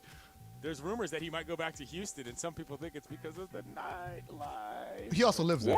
Yeah. That's what I'm saying. He lives there for a reason. James Harden is a very good answer. Excellent answer. All right, so this one I'm going to go to Amanda first for this one. So you would compete on a reality TV show. Any reality TV show, you would compete on it. Amanda, Patrick Cap. I would say that's Cap. No, thank you. That's it? Beto? Yeah, I'm just not like, no, I don't need that in my life. Wait, is it like a Survivor, like? Or are you Me talking too, about so it like could- Real Housewives, like that stupid stuff? Like, what are we It talking could be about like, But is that a it could be competition? like Love is Blind. No, well, you It say could be- competition, so that's a different. Yes. Is it like Amazing Race style, or is it like a love Yeah. show? Beto, we could do Amazing Race. See, Yeah. I guess. Get I would me do away something from like that. anything relationship, and I'm Yeah. in. Okay. All right. I guess all I right. would do that too. Yeah. All right. You and I in Amazing Race. Yeah, we're good. Yeah, we we work could do well. it. I would Except we're definitely both do, broken. Yeah. I would Yes. 100% do a reality show. Compete? I don't know. Like what's it called? Survivor. If I got to be out on some Borneo island getting emaciated, that's not for me. You But, would do like, the dating ones. You'd do like Love Absolutely is Blind or he those. would. maybe not Love is. I'd do The Bachelor. As I'd do long as Bachelorette Clinton's the for ma- sure. As long as he's the only guy. That's No, no, no, garbage. no, no. That's not, No, trust me. You're the one Listen, making the decisions. Your You boy got- can win a bracket. All right, I'm not worried about that. Yeah, All yeah, right, but- survive in advance is something that is on my resume. But when you have other dudes, I don't like it because you're not going to get enough FaceTime. I need CY to be the focus of the show. I'm here for you. The brand is the big Beth, CY. let me tell you something. I ain't worried about getting enough FaceTime if I'm competing against a bunch of other Oh yeah, these brothers. chumps, they can't hang. All But right? I want it all about you. I don't want anybody in your atmosphere, right? thank Because you. I'm your hype guy with the towel in the back. Yeah. I appreciate let's go. that. Can I quickly revert back to our last question, though? Because one Steve Mason has sent a text message with Oh. a picture of him, Amanda. Who is this other person in this picture? One of my best friends, Jamie Maggio. Okay. Hello, Jamie Maggio. So it's a on the picture road with the of Clippers right now. Amanda, Mace, and Jamie Maggio, and they both are wearing Happy New Year headbands. Oh, I took the picture. Yeah, Beto was the one that actually took the picture. I don't remember Mason being there, and I was Beto sober because I was sick. Yeah, Beto was our savior that night. He was sick, so he was on cold medicine, so he wasn't drinking, so he was responsible for the rest of us. Wow. And apparently there's a story from the end of the night where we minor were details. walking out, and some guy dropped his cell phone, and I stomped on it with my heel. What? Yeah, I don't remember this. I was the sober one. I don't remember You this. were the one walking us out to the Uber. Wow. You were the one that was very Mace- responsible for the rest of us that Yeah. night. You know who else was there? Tina Servacio. The Yeah, Knicks, Tina she was a there. Knicks Yep, sideline reporter. Tina was there. It was such a Ben Lyons Arash party. was there too, wasn't Shocker. Arash there? Come on. Okay. Yeah. Even if he wasn't there, he was there. I mean, Mace looks like he's had a night in this picture. And it might have been 10. Yeah, Mace was not drinking, but he was. Got it. You know. Okay. Are there any more, Emily? I just wanted to bring that up because this picture is too good. It's all good. I'll have just one more out here. So, best gift you could receive is cash. Taylor, Fetch or Cat? Yeah, pretty hard to beat cash. Fact. Clinton? Hard to beat cash, but cash is beatable. Just saying. You know what I Flowers? mean? No, no, not flowers, sir. At least not ones that bloom and go in bouquets. Lego flowers would be great for you. Lego. Okay, everybody's Beto? making fun of me for the Lego flowers. I got a lot of love for the Lego flowers in the streets, okay? People like the calm and soothing elements that they bring to a certain situation, a.k.a. my kitchen. All right. I will not be harassed for my Lego flowers because I just don't understand grown men playing with Legos. Leave them alone. It's just a like whole grown men who different play with world. train sets and grown women who had, I don't know, doll sets back in the day. It's just something to do. That's all, Amanda. Cash always works because I need some money, bro. So I'm working on this holiday. Amanda? Amanda, yeah, we're waiting. Yeah, I mean, cash or like a vacation somewhere. You know, if you want to take me to Maldives or Fiji or something like that. You can't go. That's too far for your back. you're can't My hang- old broken body. Yeah. What about a handmade gift that's well thought out, though, Amanda? Okay, that's still not better than cash. Damn, color me mine. Easy Wow. there. I know what I'm getting, Amanda, for the next birthday. Legos. Coming up, Oh. we're going to talk more about the Raiders on the other side. It's Travis and Sliwa, Yates and Duran, 710 ESPN. It returns Tuesday, January 3rd. I need to see Chris Morales. What color is Rudolph's nose? Come on, Keith. It's red. It's red. There you go. Who did Michael Jackson see kissing Santa Claus? His mother. No, mommy. Mommy. I saw mommy. A mother, but I kissing said mother, Santa mommy, Claus. same thing. Santa Claus. Yeah. Good. Mommy, mother, kissing Well, Santa it's Claus. mommy. It's not mother. Well, it's the same thing. How do you say Merry Christmas in Spanish? Merry Christmas. Oh yeah, that's right. Feliz Navidad. I knew that in elementary school. What am I thinking? You worked with producer Jorge for years. He Yeah, taught you? true. He taught you? Name Santa's reindeers. Oh boy. Oh God, yeah. So you got Rudolph, Pixar or somebody like that? Blixen. Donner? No, not the Donner. No? No. Oh. No. Blixer or Flixer or something. We got Rudolph. Rudolph. Flixer. Man, I don't remember. Finish the lyrics. I just want you for my own, more than you could ever know. My Christmas. No, my Mariah Carey. Yeah, but finish the lyrics. All I want for you Christmas is you. Yeah, Mariah. I knew it was Mariah. Good job, Keith. Happy holidays, Merry Christmas, and thanks for tuning in each and every single morning on 710 ESPN.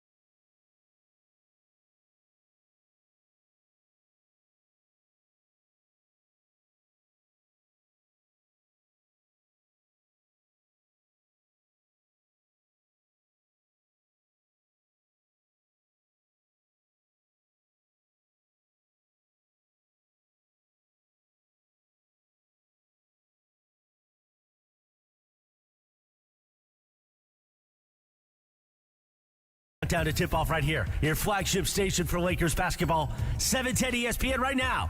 More of Travis and Sliwa, your Wednesday. Travis and Sliwa, Yates and Duran.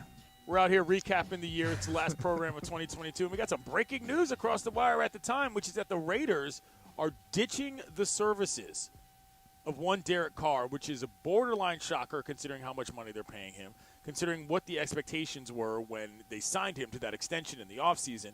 There's some questions about what's going to happen going forward, but as of right now, Jarrett Stidham, yes, that one, is going to be the new Raiders starting QB, and the backup is going to be an individual named Chase Garbers, who Beto is very familiar with as of 30 seconds ago. Yep. And Carr is going to be inactive. This is, needless to say, the biggest deal of the season for the Raiders so far in terms of from a transaction and a personnel standpoint. Let's get to the phone calls. 877-710-ESPN, 877-710-3776. Jacob in La Puente, you're on with Beto and Clinton. Raider Nation member here. I have the tattoo to prove it. But it can't get any worse. And to everyone saying, oh, my God, they're just benching him. You know, it's 2 games left. I think people need to realize that although they signed him to an extension, if they cut him before February, I believe, the cap is only going to be $5 million. So I think they're really going to look long and hard. Do we cut this guy loose? Maybe go get Baker, the touchdown maker. Maybe throw some money at Aaron. Maybe throw the whole world at Lamar Jackson. But I think this is a year or two. Had to be done 2 years ago, but now it's about to happen. Have a great Jacob, day. what would be your preference at quarterback from you as a fan of Raider Nation with the tattoo to prove it? I think he's gone. Yeah. Jacob's gone. Alas. That was his mic drop. Well, my bad. Jacob makes some good points, though. About missed the that. He's cap saving, whatever you're going to do with it, it was too late. It was a reasonable Raider fan call. I like that from him, understanding what it is. His time with the Raiders is done. He's not going to dress. He's being shut down for the rest of the season. I'm looking at some of the tweets from the guys covering the Raiders out there, and they all make a good point. You're the coach, McDaniel, and you say we want to evaluate Stidham. You're going to go evaluate him against the Niners on Sunday, who have a monster defense, who have everything rolling. What are you going to see? A kid get slaughtered all over the field? Like, what are you really going to evaluate? Just say, mind you, coaches are going to do their coach speak, and McDaniel's going to do what he's got to do, and he's there talking this and that. But, dude, give the guy a chance, man. Give the guy a chance. It's not exactly a situation where you are set up to succeed for Jarrett Stidham, who's a dude that's been kind of around the league for a while. Why people don't know, but Jason Jones, he covers NBA for The Athletic from Long Beach, but he lives up north. He's a huge Raider fan. I go back and forth with him a lot. And Jason, his tweet right now, just tell us you don't want him to get hurt and have to pay him. Like, that's exactly it. If Carr gets hurt, you got to pay, right? So shut him down and don't let him get on the field anywhere. So the idea here is that basically they're keeping him, is what you're getting at, but they don't want to. Yeah, keep him healthy for the rest of the season, then cut him. Because if you cut a hurt player, right, it's different with the cap. Yeah, you have to pay a different amount of money. Yeah. 877-710-ESPN, 877-710-3776. Ruben in K-Town, you're on 710 ESPN. Yeah, hey, how's it going, guys? What's up? So, my thought is that the Raiders are just cursed, man. Because if you look at it, different players, same result. Different quarterback, same result. Different coach, same result. Now they switch cities, same result. Raider football, losing season every year. Thanks for the phone call. I mean, that's one way to say it, which is that they just don't know what they're doing, which is another thing, Beto, that I think a lot of people don't realize, is that most NFL teams actually don't know what they're doing. Here's his tweet from Tashawn Reed, who covers the Raiders in Vegas for The Athletic. By sitting Derek Carr eliminates the risk of injury and the team being on the hook for $40.4 million over the next 2 years. So that's why. Okay, make so sure. let's if he doesn't get hurt, let's add up the math. The 40 point. Not to go too far into this, but 40.4 over the next 2 years, or you cut him next year, and you save what? What was that? 20-odd million, 30-odd million? Yeah. I mean, like, those are two separate questions, though. If you're sitting him from an injury standpoint to make sure that when you get rid of him, I mean, the idea here is that they're getting rid of him either way. No. Yeah, so Carr signed a 3-year, $121 million contract. Only $25 million was guaranteed. If the Raiders opt to move on, it's only a $5.6 million dead cap hit. So, okay. Yeah. So, but if he gets hurt, it's extra $40 million. If you get hurt, you're on the hook for it. So the presumption here is that he's going to go either way because the season is out of pocket and he's got to go. Fourth game that Carr has missed in 9 seasons. The first time he'll miss a game, not due to injury.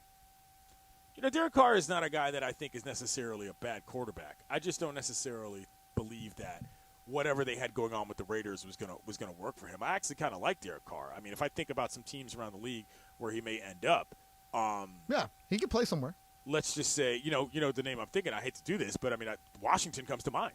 If the Wentz situation doesn't work out, and Taylor, let's say that team doesn't make the playoffs this year, they got to win 2 games to get into the playoffs. That's the kind of franchise that would absolutely pluck some dude that was used to be a guy for somebody else and try to sort of stay in between the idea of drafting a quarterback and getting a real veteran.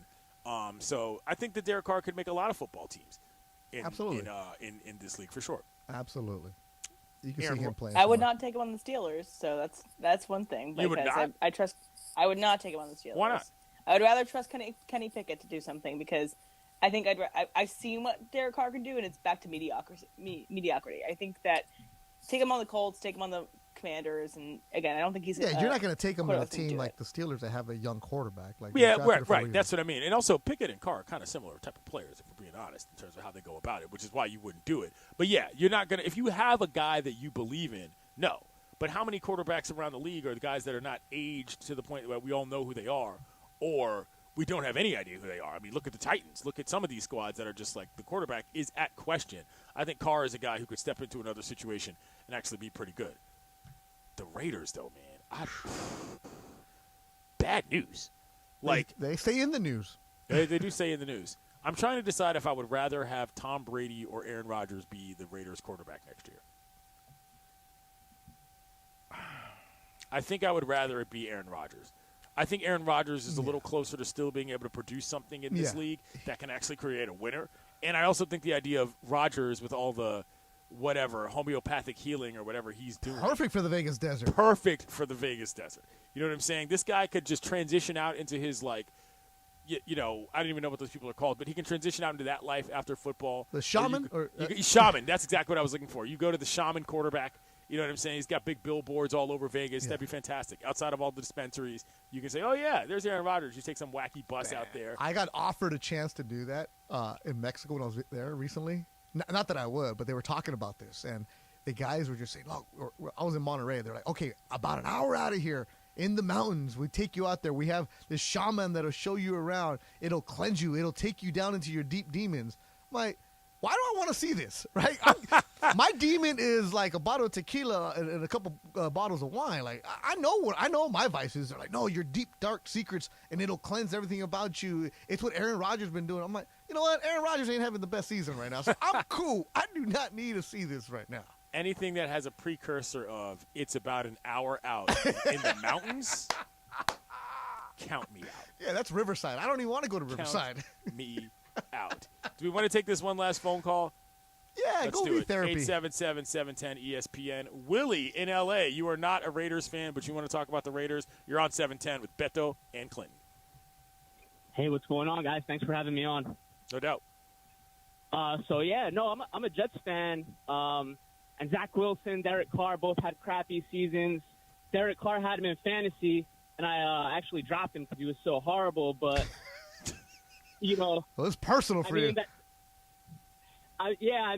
But I also think that a lot of these teams, not only the Jets and the Raiders, could do a lot better job of getting an O-line to give the quarterback some time. Because a lot of, the everyday fan, we don't look at every single aspect of things. We just try to blame the quarterback, blame the coach. Well, yeah. But, if you're not set up in a position to do well, you're not going to do well. So I feel like, from what I've seen from Derek Carr, he never really had a lot of time to throw the ball, much like Zach Wilson.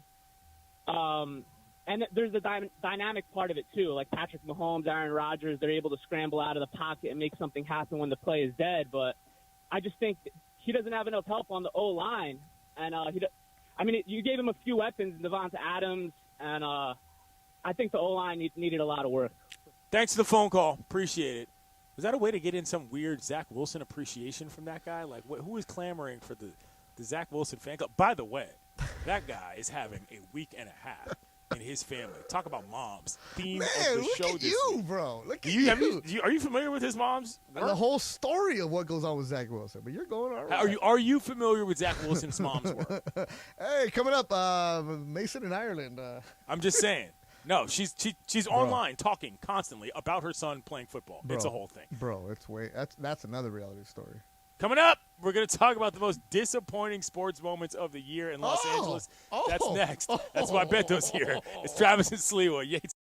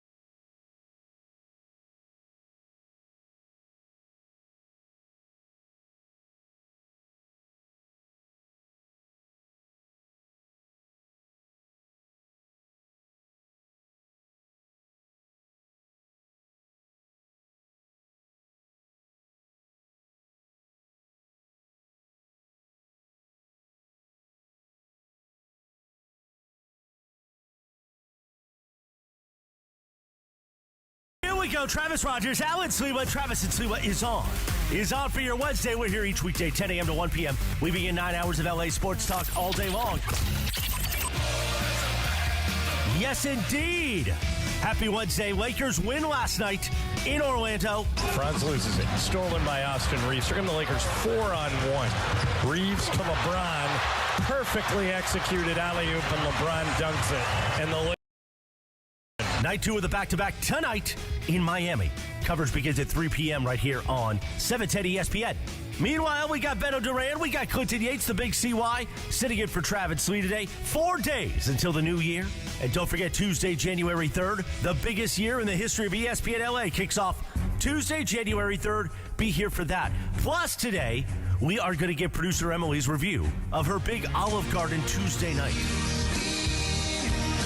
Just part of the fun and frivolity ahead. Let's get to it. Clinton and Beto sitting in for Travis Lee, your Wednesday right now. All right, happy Wednesday, kiddos. Final hour of the calendar year for the Travis and Sliwa program. Clinton Yates here, Beto Duran's in the building. Amanda, of course, is sitting in. Taylor Gang's in the building, and Emily's back home. You heard about her Olive Garden adventures. We're going to get a food review. We're going to get a little bit of a food review from you later. We're talking about the Raiders right now, though, because obviously they just benched Derek Carr, which is a very interesting situation. I'm reading some stats here about him. Most losses by a starting QB in their first 9 NFL seasons since 1950. Oh, geez. Bro, Derek Carr is second on that list behind the guy most known as the most lovable loser in the history of the NFL, Archie Manning. Dude, this number is at 79. That is wild.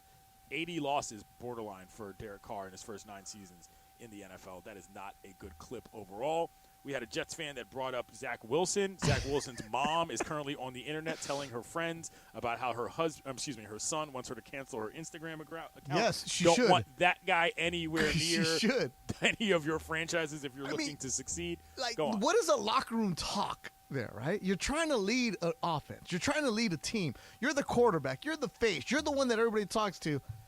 And the whispers, man, your mom back there, dude, Your mom's out here talking all sorts of noise on I mean, IG. I mean, you got kids filming their for OnlyFans, right? Like, it's just a different kind of world we're in right now. But it's still, weird. when you're running a football franchise in New York, like, it's not like he's the kicker, right? He's the quarterback. But then again, they got their own issues in that family. There's all kinds of other stuff going on. They should have known better picking that guy. So that's not the dude that you want to replace Derek Carr. And don't these teams go above and beyond? Don't they ask, like, these high-profile quarterbacks all these random questions? Like, I mean, we've heard some of the questions that get asked at the Combine about race and what would you do and the way you're growing up. You can't account for that, though. I mean, there's no way But to they do account the for research on their mom. mom. All you do is on Instagram, and you go and you find the kid's mom. Like, all right, you know, that's sus, as Laura would say. But look, when you're recruiting a kid to a college, you recruit the parents too, right? Bro, he went to BYU. There are extenuating circumstances. This is not a normal situation. Yeah, no, but come on, Clint. You're going to tell me that somebody didn't know that the mom was out there wilding like this?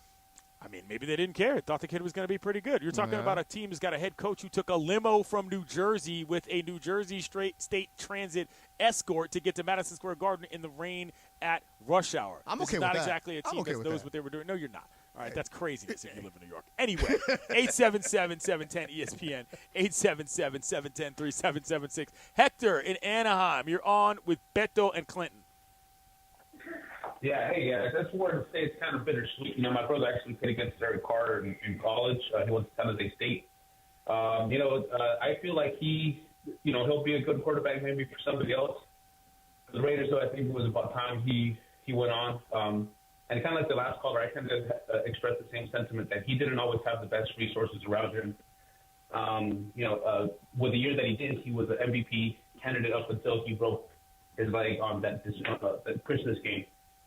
So Thanks for the phone call, Hector. Sorry, I can't listen to a hear phone call anything. that sounds like it's in a shipping container. Nothing personal. It's just that the audio quality wasn't really there. But So shout he out to made- his brother playing at San Jose State. Yeah, that's pretty cool. I mean, listen, and I get that there is something bittersweet about it. You know, the guy played here in the Valley. There's something in terms of a connectivity, if you will, to the area. But 80 losses, borderline, in 9 seasons. Bro, that's a problem, Beto. Not good. Anyway, so we mentioned we were going to talk about some of the most disappointing moments of the year. Yeah, what do you got? Well, I think the most obvious one is obviously the Dodgers, who won 111 games only to not just lose to the Padres, Cappy's Padres, Beto. Sliwa's Padres. They got Sliwa's Padres. They got popped by the Padres. And, there's now questions as to sort of, what exactly are we looking for as Dodgers fans right now from this team, Very disappointing. Where did this rate on the disappointment scale for you, Beto? Top. The Dodgers are built in a way where if it's not a World Series, it's a losing year for me. It's the expectations that you bring. It's the anticipation that you have when you're selling out spring training games because people want to be part of the fabric of that team and when you want to be involved with them. And you cruise through the season. And, look, the playoffs, obviously, they're a crapshoot, right? You never know what team might get hot, what arms are going to get hot, how you're going into it. That being said, your expectation for a Dodger fan is the World Series. Are you going to win it? Hey, never know. But just get there. Get me to the dance. Give me a chance to actually participate in it. When you lose like that sucks. And when you don't fulfill what everybody expected, Vegas odds makers, your team, your manager, it's a disappointment year. So that's the biggest one because that is still, for me, a team that should have won the World Series. It's still a team that has way too much talent. It's a team that should find ways where one guy's not going, somebody else is going to pick you up, and you have that all season long. They do a great job in the regular season. Of course, they build a great team. But when you get into the playoffs, you still got to execute. And they didn't do that. And you're telling me you're going to take me to Mastro's? You drive by, and you're in the parking lot, and then we're at Jack in the Box. It's like, we're at Olive Garden. Yeah, we're not even at Sizzler. We're at Olive Garden. It was right there, Beto. It was right you're there. You're It's right. 7-7, 7-10 Damn ESPN. it. I need to work every day to get this. Okay, all right. We're going to take another call. That's fine. But, yeah, so you know what? While we're here, though, Olive Garden, since we brought it up, what was the food review like? What did you actually get at Olive Garden across the table? Because my understanding is that the food is not great at Olive Garden, but it's the tour of Italy. The tour of Italy, yeah. It's the same for the last 30 years, right? Yeah, it's the same everywhere you go, which is why it's comforting. That's why chain restaurants are nice, because you know exactly what you're going to get. You're going to get the same thing every year. Same thing I got when I was 12 years old is what I got now. So my family, we split. Hold on.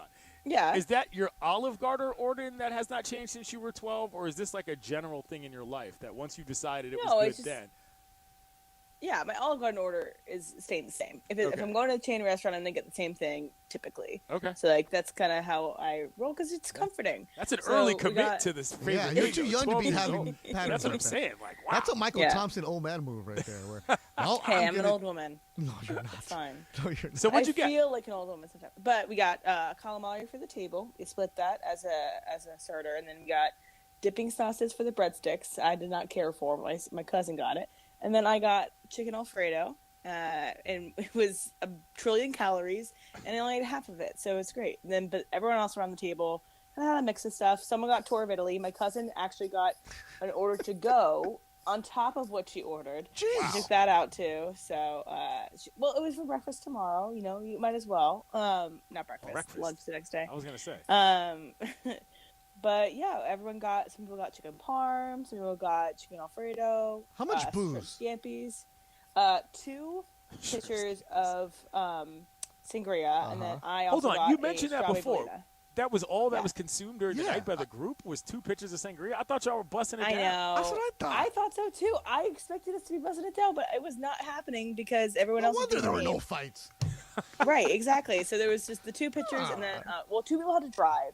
And then I had a strawberry Bellini on top of it. They were kind of trying to like. This sounds like an office party going to have Christmas dinner. That's what it sounds like. It's like the passive aggressive coworkers are like, we kind of like each other. The boss is taking me because if it's the cousins, I don't know about you, CY. If I'm going with cousins, we have bottles. We're bringing our own. We'll figure out how we get home later. We can bring our own stuff to Olive Garden. It doesn't. Okay, we're putting it into your perspective. Okay, we're going to Olive Garden, right? I am crushing some tiramisu. I'm getting after it, all that stuff. Did you say you had a Bellini? Whatever that is. Yeah, like a nighttime Bellini. What's that? It's just champagne and then strawberry puree. It's like a version.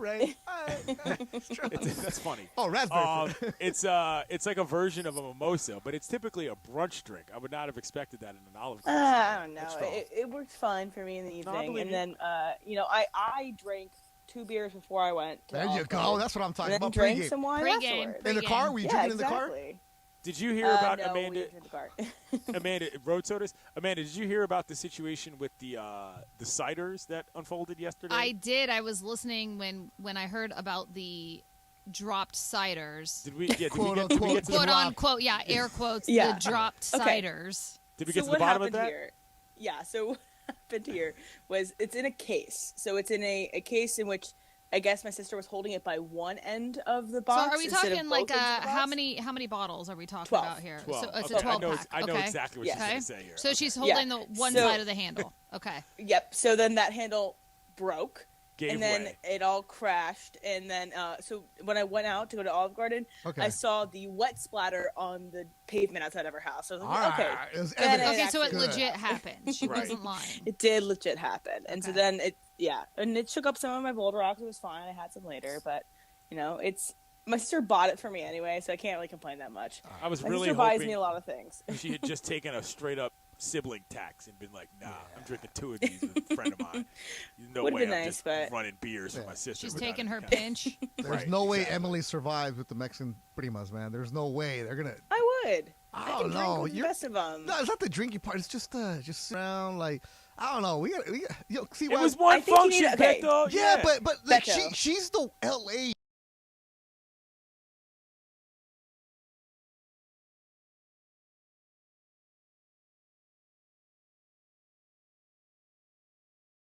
That was real. No, but in her town, they think she's on SportsCenter in her town. They don't know any better.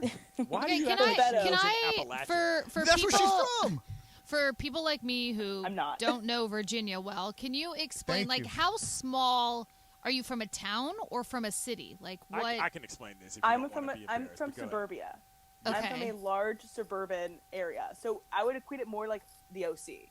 Like it's less like it's Appalachia, and it's more like a smaller town in the OC. She's like from Temecula, huh? Yeah, I would say that's You're not probably more OC's big accurate. city for you. Yeah, I You're would like say Temecula. I'm from Orange County, where we got plenty of cities. We don't have towns; we're cities. So, well, okay. She's Menifee. Fredericksburg, I mean, where she's from is a city. I would qualify it as much more of a city than some of these places down along PCH that claim to be cities, to be quite honest. But, I mean, that's just a matter of size. That's not a matter of, like, intent or what they're doing. There's It's a lot not of like people. I graduated with like three less than 100 people. I had like 400 people in my graduating class. Like it's a big class. It's not the 200 it's in not math that class. small. It's not the sticks at all. Got not it. remotely. You know what I mean? So Not exactly. I don't need to be defensive, but it's not like I grew up in the middle of nowhere. Well, no. So it's not like one of those yeah. places where everywhere you go, you see people you know. Yeah, it is. No, not necessarily. Not necessarily. Not That's really. just what I Beto might wants to go. believe it is. Yeah. Yes. Okay, is there a Red It's not where Lobster in Taylor your grew up. town? he's making up this fanfic just for the sake of his own I narrative. like the biscuits from Red Yeah, Lobster. there's a Red Beto. Lobster in your city, right? Yes, but there's Red Lobster, obviously. Is it all chain restaurants? But there's Red Lobster in the OC. There's Red Lobster in Los Angeles. Yeah, what are you getting at here, Beto? I've What are you never been to implying? one because I've gone to real restaurants. I don't go to chain restaurants, man. You want to find me? So Hey, don't even try it. If you don't I'm know not the going to. appeal, then why are you knocking it? because I wanted her to be in that Olive Garden going. That's it with like a fur coat.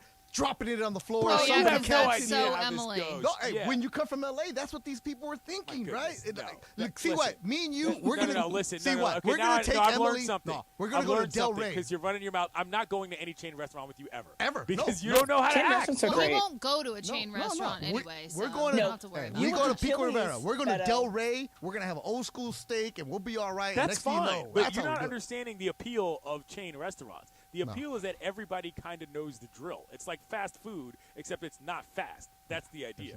You know what I'm saying? I've Beto, worked you in chain said restaurants last for week years. you went to Chili's. So let's. I went to that's a Chili's. Chili's Hold restaurant. on. I went to Chili's to kill time during traffic, and I sat at the bar and I was making bets to kill time on the 5. And if you But know you that, went to Chili's. What You else didn't do go you to a think people How about restaurant. Cheesecake Factory, Beto? cheesecake, I haven't been there since I was like 30, maybe. Yeah, I mean, LA has come That with was a great long cuisines. time ago, 'cause Yeah, you're that was at old. least 20 25 years years ago. ago? 20 years ago. Yeah, 25 years ago. Yeah.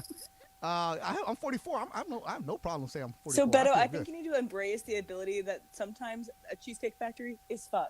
Sometimes Yeah, an I Olive think- Garden is fun. As Amanda said, I don't leave the house. If I'm gonna leave the house, Yeah, I'm no, gonna make it right. You got to worthwhile. stop knocking this. A, you're killing the bits, and B, you don't know what you're talking about. Beto, This I'm is not so killing the fun. What Hey, it is, Beto, I Yard wanted- House is a chain restaurant. Thank you. And the only one I go to is the one right below us. That's I'm the just same saying. difference. Because yes. there's It's nothing a to chain do right here. restaurant. And the main reason why people find attractions to chain restaurants is either because they worked at one or they know somebody that's worked at one beyond actually having attended one. That's the main thing about it, is that everybody has experienced at some point in their life what this, whole life is about. I just wanted Emily say, no paparazzi at this Olive Garden. I wanted her right there with Biff from the football team say, oh, Biff. Emily, I always wanted to be on ESPN. Yeah, I wanted that to happen. It's a little bigger than that. I'd be honest. I bet you there's as good of a chance in a place where Emily's from that people say, "Oh, that's all you're doing is on radio and as in LA," instead of the other way, because it's that kind of the country. Nah, she even said it. There's nobody famous out of her area.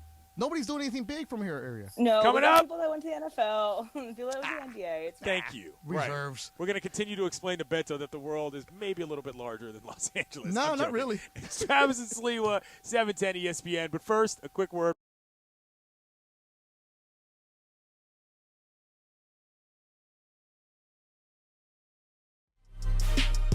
Hey, Laker fans, John Ireland here. Have you downloaded the new ESPN LA app? You got to get this thing. It's great. You can get Travis and Sliwa, Mason and Ireland, Sedano and Cap, and all of our Lakers talk with Slee right in the palm of your hand. You're just one tap away from everything Lakers. You could even win Lakers tickets. React to the Lakers on ESPN LA App. Download the new ESPN LA app in the App Store or on Google Play.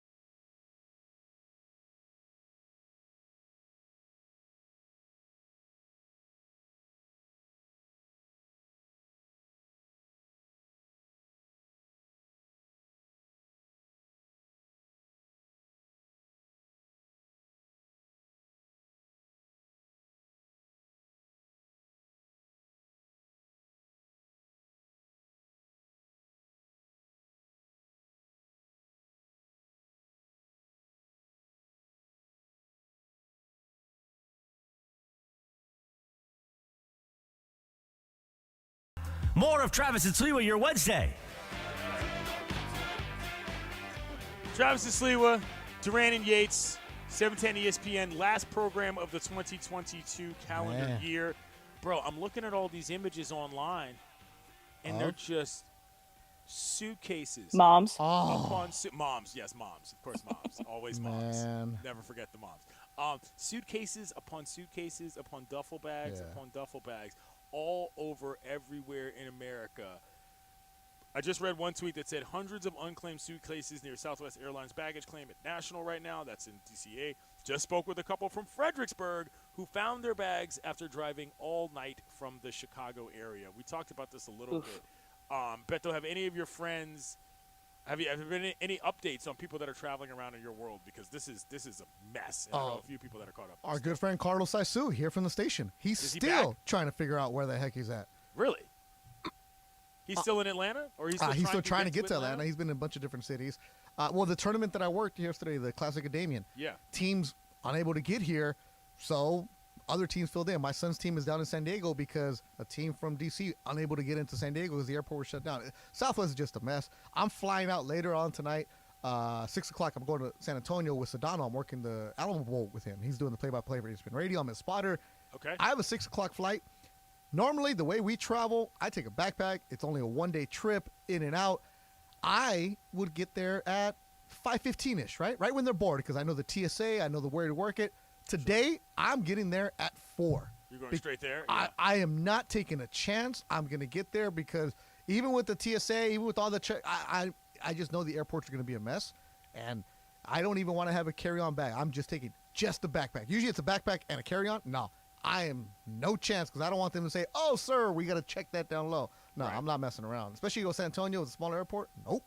Amanda, do you have any people that have been affected by all of this madness in terms of air travel and weather and so on and so forth? It's been pretty brutal across the country. Thankfully, no, but I have been following it on the news, and it's just sad because I saw them talking to a woman yesterday, and she's traveling with a 1-year-old, and she's stuck for basically a week, and she was supposed to be back home at work. Wow, I never thought about that. Yeah, so you got to think about these. They talked to another man who, him and his wife, they were to be back at work the next day, and now they were going to miss a whole week of work. So, it's not just affecting, people's travel, right? It's truly affecting their lives and other aspects of their lives. What if they didn't have that vacation time to take, right? And now they're forced to take it. Yeah, it's a mess. I'm reading something from a Southwest pilot who said, "Oh, I saw that." Quote, "I don't know what to say. Southwest Airlines has imploded. Their antiquated software system is completely fried. Planes are parked. Crews are stranded at the airports with the passengers volunteering to take the passengers in the parked planes, but the software won't accept it. Phone lines are overwhelmed by both passengers and crews. I personally spent over 2 hours trying to get a hold of anyone in the company last night after midnight. A captain and I did manage to get one flight put together on the Christmas night and got people home. Kudos to the ops agent and dispatcher for making it happen." I mean, this is madness. I think there's a chance that this is the end of Southwest. I think so, too, and that's what I was going to ask you guys. Do you think that this is for lack of a better term, a red card offense for an airline? Well, it hasn't just this weekend. Southwest had a shutdown in the middle of the summer, right? Because the employees. Yeah, last year they also had an issue, I believe. But I think this is a PR nightmare. I think you're going to see a massive amount of lawsuits against them. Yeah, and now I can't get out. Yeah, we know you can't, but they don't have the care. Well, and they're not giving them vouchers. They're not giving people anything. Yeah, they're just saying sorry. Yeah, my flight, the one I booked for my daughter, I thought I was going to get my money back. I didn't. I'm just getting credit now. Wait a minute. No. I booked the one where I get money back. I don't need credit. So I'm not even going to bother with it right now. I'm just happy that I get something back. But, jeez, it's going to be a nightmare. Do we have our top 10 TikTok songs available, Emily? Because the one that comes to mind. No, listen. The one that comes to mind, I think you know which one I'm talking about, Emily, which is by Taylor Swift. It's me. Hi. I'm the problem. That's what's going on right now with Southwest Airlines. I mean, it's. I don't want to get too far into airline talk, but I know it kind of matters around here because everybody's affected by it. Fly a lot of different planes for a lot of different reasons. But I actually learned something. There it is. We were going to get to this later, which is the top 10 TikTok songs from the year because this is how I hear music all the time now. It's very weird, but So I learned this, and I don't know. I know a decent amount about air travel just from having been in a lot of airports, but I don't know a whole lot procedurally about why everything works the way it does. As it turns out, Southwest doesn't have hubs, which is what created the actual problem here. Is that once their chain situation broke down, then none of the flights were available for anything because, they don't actually have planes just sitting around at one particular place. Everything is dependent on everything else. So, Amanda, I think in addition to the fact that Southwest might not be operational after this, I think the government's got to step in and say, hey, maybe you're not allowed to run your daggone plane operation like this. Oh, well, I mean, So they don't already put people in that position. They already are, you know. Yeah. Like the the government got involved yesterday. So, I mean, this has turned into a giant mess. And, you know, this all could have been fixed by upgrading your system, right? Instead, it's pilots not knowing where they're going. Yeah. That's wild. How do you operate like that? The most important person is like, hey, where am I supposed to be at? Or they'll be at an airport for a flight that got canceled when they could have easily been somewhere else. You know, It's just a and disaster. I guess Southwest chose to stay with an antiquated system and go with, you know, lowering flight prices. Like they chose that, right? They chose we're not going to increase our prices for flights. We're not going to charge for bags, and we're going to continue to work on an antiquated system. Well, obviously it's backfired now, and I totally see this being the end of them. Very, very tough business model. I mean, listen, I feel bad for everybody who's had a bad situation because, again, the psychological impact of missing something that you really had to be there for or whatever it is kind of hard. There's no refund that's going to make up for that. You know what I'm saying? They were There's no talking refund. to a guy this morning who was going to his grandmother's memorial. Jeez. And thankfully, one of the people actually helped him get a flight out of Orange County that he was able to get on. But he asked her about his bag, and she's like, sorry, I don't have the time to help you with that. Wow. And he's like, what do you mean? Like, you're helping me right now. She's like, you have to go figure that out yourself. My God. Yeah. That's a level. And like, listen, I understand the stress that the employees for Southwest are under, right? And it's not their fault. It's not the ones at the ticket counters that it's their fault, right? They're as stressed as the people who are having their flights canceled or delayed, you know? But still, it's like, come on, be cordial. It's tough. You know what I mean? It's that time of year when things are tense. You know what I mean? Folks are trying to get some kind of a release, and when the one thing you depend upon doesn't work, well, folks go crazy. It's too bad. So everybody who's got family and friends and loved ones and coworkers, Carlo, we hope you get to where you're going. Stay strong, try to get to where you're going to be, and make sure you don't hurt yourself or anybody else in the process. Coming up, we're going to talk about our predictions for next year, and I'm going to get into these TikTok songs if it kills me. It's Travis and Sliwa, Yates and Duran, 710 ESPN. It's the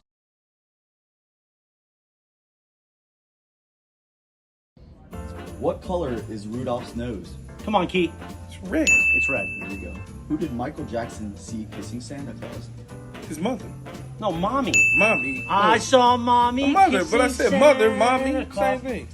Santa Claus. Yeah. Mommy, mother, kissing Santa it's Claus. mommy. It's not mother. Well, it's the same thing. How do you say Merry Christmas in Spanish? Merry Christmas. Oh yeah, that's right. Feliz Navidad. I knew that in elementary school. What am I thinking? You worked with producer Jorge for years. He Yeah, taught you. true. He taught you. Name Santa's reindeers. Oh boy. Oh God, yeah. So you got Rudolph, Pixar or somebody like that? Blixen. Donner? No, not no Donner. No? No. No. Blixer or Flixer or something. We got Rudolph. Flixer. Man, I don't remember. Finish the lyrics. I just want you for my own, more than you could ever know. My Christmas. No, my Mariah Carey. Yeah, but finish the lyrics. All I want for you Christmas is you. Yeah, Mariah. I knew it was Mariah. Good job, Keith. Happy holidays, Merry Christmas, and thanks for tuning in each and every single morning on 710 ESPN.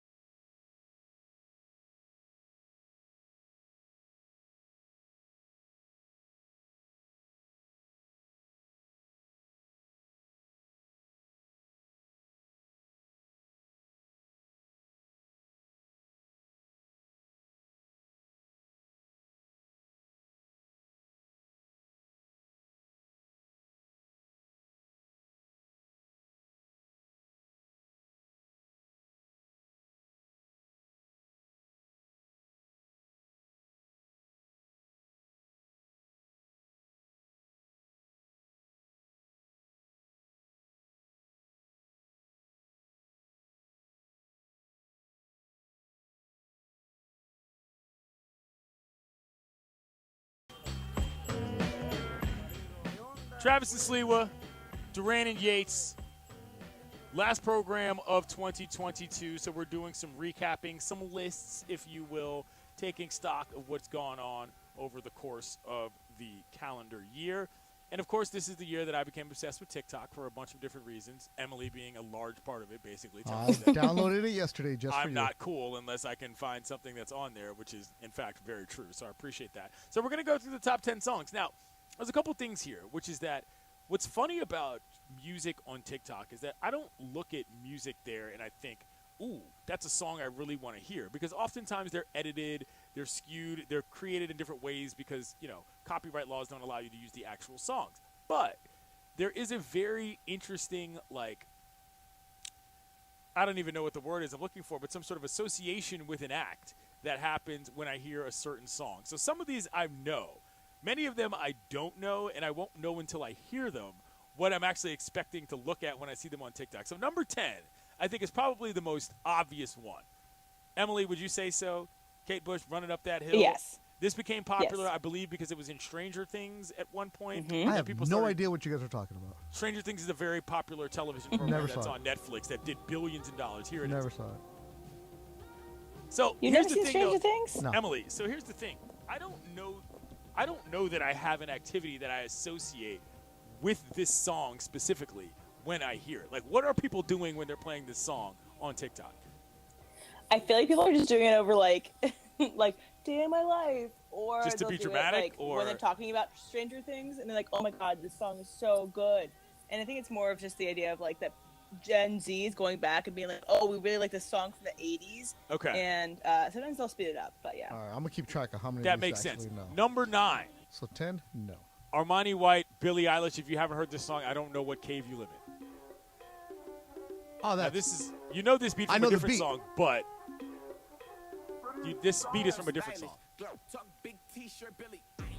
Now that beat Nope. drop right No there. clue. All right. I have that part. So what that is, this is sort of like the makeover song, where it's like, this is what I look like now. I bet you think that I can't really put it together when I drop this beat. Boom, and then you look like some completely different person. You're in the and zone or just right a now, way better man. person of You yourself. are having your own episode right now. I love I'm it. talking to Emily, who lives Yeah. in the world of 2022/3, where human beings interact with each other on TikTok. I'm just letting people know so they have an idea. Number 8. Or sorry, Yes. before you go on, for people who aren't on TikTok, if they have young children, though, if you hear this music coming Yes. through, and you're on the other side of the room, this is what they're watching. This is what I'm getting at. This is an educational segment, Beto. So when Please, you're please. sitting in the locker room, I'm 0 for 2 right now. or when you're at a high school game and you hear this in the crowd, No, I'm just yelling, like "Oh, yesterday, damn kids." when we hear Skilo, I wish those aren't kids looking at TikTok. Those are grown men looking at moms. Don't Number worry, 8, Beto. I'm with you. I'm right there. I don't know anything about TikTok. I'm glad you're here to learn. So number 8, Jiggle Jiggle. This song I did not know about until I am so over this song. It's everywhere. So it's So you from- do know it, Amanda. All right. I know this one, Right. but not from TikTok. So that's what we're doing. We keep It's on a track. commercial. Oh, what It is commercial? on a commercial, but it got popularized basically on TikTok. Now, Emily, what would you describe this as? This is kind of people just kind of grooving in their setup, if you will. Yeah, they might be driving, they might be dancing. It's it's from a show called The Chicken Shop Date, and this guy did a rap to it, and they remixed it. Are we on speaking back of English it. right here? Chicken shop date? Yeah, Yeah, so it's a Beto. British show of a woman does a chicken shop date, so essentially like a chicken date with someone, Right. and they eat food and they talk about stuff. So it's from that. The guy rapped, Right. they edited it, but this The song is raps more are like the raps are State of My hilarious. I hope I very- go 0 for 10 on this. I'm very 0 for 3 so far. All right. Number good. 7. It's not a competition. No, We're no, just for going down myself. for it. I want to make sure I know none of this. Number 7 is called "Wait a Minute" by Willow. I don't know this song, and I'm not sure if I'm going to know it when I hear it. No shot. All right. 0 for 4. You don't know this one, Clinton? I don't know. What do people do when they hear It's the song? Willow. Wait, It's so like- you it's- take the song and you do something to it? Yeah, Yes, yeah, it's yes. underneath the video. No, I mean, there's a big audience right now that have no clue what you're talking That's about. why I'm trying to explain it. And you- No, but I thought you were just listening to these songs. No, I'm trying to tell you that each song, for the purposes of what I'm explaining here, is that when you hear them, there's probably something specific happening on Twitter. To Emily's point. Oh, so I if take you- that song and I clean my gutters. or whatever you want to do. There's certain Yeah. people that do different Oh. activities to whatever the song may or may not be. Okay. That's why the Armani White song is very much for makeovers. I don't know the Willow song. No. All right. Yes, this is Will Smith's daughter Yes. singing. Oh. And it's, this was taken about because of her vocals in it, and then people would, like, make edits of it. But it's a lot of time. Again, this is just kind of, like, day of the life. Might be driving. But when you make a TikTok video, they want you to put music underneath it, which is why people don't watch it's so videos popular. that don't have music on them. Why would I care about somebody who's driving and this song is Because it's playing? TikTok. As long as you look good, you're all right. Number 6, Labyrinth Forever. For the same reason you'd listen to two guys randomly drone on about sports all day. That's the one. Nope. Next. This is from Euphoria, which is a show that's very Okay. popular with people. Yes. So that's why Euphoria is a TV show? I've heard Yes, this song Euphoria's a TV before, show. yeah. It's a very I've heard Gen this song Z before. thing, and it's All when right. people are at parties, they'll play this. Number 5, Pharrell Williams, a name that Beto better be familiar with. Yeah. I'm Just a so Cloud happy. Nope. 0 for 5. I've never heard the song either. All the songs I was expecting to be on here are not on here, but that's fine. Well, yeah. They're probably old because I'm an old. TikTok is very specific to what you're watching. Next one, you guys will probably know. Next one is Lizzo. Yeah, this is a good one. I've seen a lot of people dancing to this one. I've seen a lot of people dancing to this one. This is Lizzo not was bad. good on Howard Stern a couple weeks ago, so yeah. That's Who's like Howard that. Stern? Exactly. Exactly. Right, no, I'm joking. Great Number interview. 3, Young Lean. I don't know who Young Lean is, but the come title on. of the song His it dad is intrigues old. me greatly. Ginseng Strip 2022. I've never heard this one, either. This one is people will be lip syncing to it, and that's more of it. They're doing it to someone else, and like, oh, I'm never gonna leave. I'm gonna stay with you. kind of Okay, stuff. I got you. Number 2, we're almost there. Come on. I don't know what number 2 is. I don't even know how to explain. I'm how to 0 for 8. Let's go. how to Keep it It's going. LSD is what it is. It's LSD is the name of the song. I've heard this song. This Yes. is a good song. Unfortunately, Yeah. I have heard this song. I've heard this My song. It's a good kid song. loves Wow. This is- see, 1 thank out of you. 10. Yeah. Beto trying to be the Grinch over here. I'm not trying being the to tell you. Grinch. I'm just being realist. I'm 44 and I don't want to go on TikTok, so I don't know these songs. That's why we're here to educate you. I've heard this. Okay, You know, number out of 1. this right now, I don't want to be educated. Number 1. This song is a banger. Okay, this might be the song that I use in the first TikTok that I ever make. All right, hold on, This hold is on. typically sort of a. Hold on, let me hear it. Let me hear it. Let me hear it. Eh. It's one of the ones that people use for like day in the lives, but particularly like good day in the lives. Not like, oh, I'm struggling and I'm trying to get through this. That's so a I'm making good this day in the 'cause life. I'm I think that's lonely. more of like a, I'm having a solid day. Yeah, no, that's a good day in the life. I might actually use that when I make my first TikTok. Nah, which it's too is slow. It's boring. No. Again, Beto. You I'm gotta come trying out to with a banger, tell bro. you. Come out with I'm a bang- trying to tell you what works in order for what people actually That was the number 1 pay song? attention to. Yes, that's the most popular one. I thought that might be the one because that one is all over the place. It works well when you sort of do it right. I think my first one is going to be a day in the life doing TV and radio at ESPN. So there's not one that has like a Bad Bunny or anything in there? Nothing in Spanish? You got to look to find out for yourself instead This of is just the ranking me. U.S. top 10. This is the Yes, US Bad top Bunny 10. is U.S. Bad Bunny I'm- is huge, man. I understand that, and I think that Bad Bunny is great. I just think this was a list from top U.S., top world. Bad Bunny is on it. Thank you for that, Emily. I appreciate Man. it. Amanda, I'm just letting you know that I will be – I've tried to do this before, but I'm going to try to make my first TikTok once the new year changes. How do you feel about that? I will not be watching it because I will not be joining TikTok. So I'm not concerned about you seeing it. I'm just You- concerned about you being a part of it. you have fun doing that. Okay. All right, So I'm if gonna I, follow if you I, right now. If I pop into – I have no TikToks, so no talks, if you will. So if I pop into – if you see me at the station and I stick a camera in your face, I'll say get away. that's perfect. That's Get exactly, outta here. That's exactly what we want. I don't Emily, quite understand the whole TikTok thing. There it is. I'm 28. I have no idea That's what what Clinton's people said talking about Instagram Yeah. and Facebook when they were old and they didn't want to be a part of it. Don't worry, it's gonna Emily. be here Soon to enough, stay. you'll be Do old you too. really? Well, I actually, hold on, understand. Amanda. Do you really want me actually to explain it to you? Because I was talking about this a little bit. The basic thing that Twitter does is that it allows you to use text-based thoughts to express yourself. The basic thing that IG does is that it's primarily image-based. The basic cool thing, and also because of how they work, like they're very individual and specific to where you are or what you're doing. the reason that TikTok is kind of cool is because it is both words and pictures, and it allows people to be in spaces. So it's that everything all in one. But also, the way people use it is a far more specific sense. People are in classrooms. People are in their actual houses. People are at their jobs in places where another person literally cannot be. So what they share is a very different vibe than what you share on, say, Facebook or IG or whatever.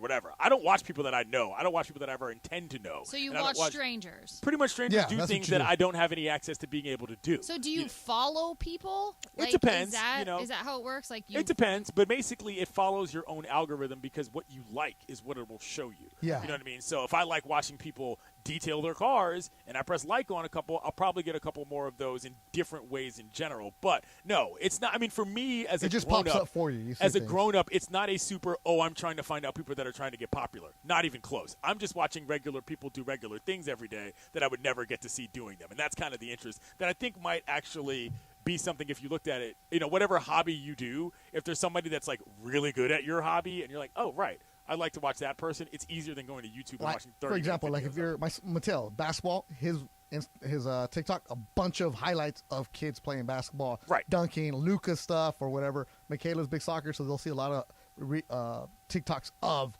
soccer, stuff like that. So it finds out what you like. So and it I gives like to cook and bake. Can I go on there and yes. find Oh recipes, my God. recipes and major. stuff? Yes. Huge. And you will find people that were giving you tricks on tips on how to do stuff, showing you baking methods from places across the globe that you would never be able to see on your own. So it's not just because, like, my whole idea of TikTok was these stupid people just, like, dancing. No, that's not. Dancing, I thought or the same thing. Off like that, you but know, no. like other people's voices and they're mouthing the words and stuff like that. That's exactly what I thought. That's why I wanted to Not tell you anymore. about it. It's far more educational and like encompassing than I ever thought it would be. Maybe and I I'll don't have to follow check it anybody out. that's younger than 20 or whatever. Okay, So, I'll check it's it there. out. I watch people cut wood and like build, You guys have sold me on it. Okay. Bob All right. I'm gonna try. Builder. Mission Yes, you accomplished. can. Look at Yeah, that. Coming up, the dump. It's Travis and Sliwa, the last one of the year.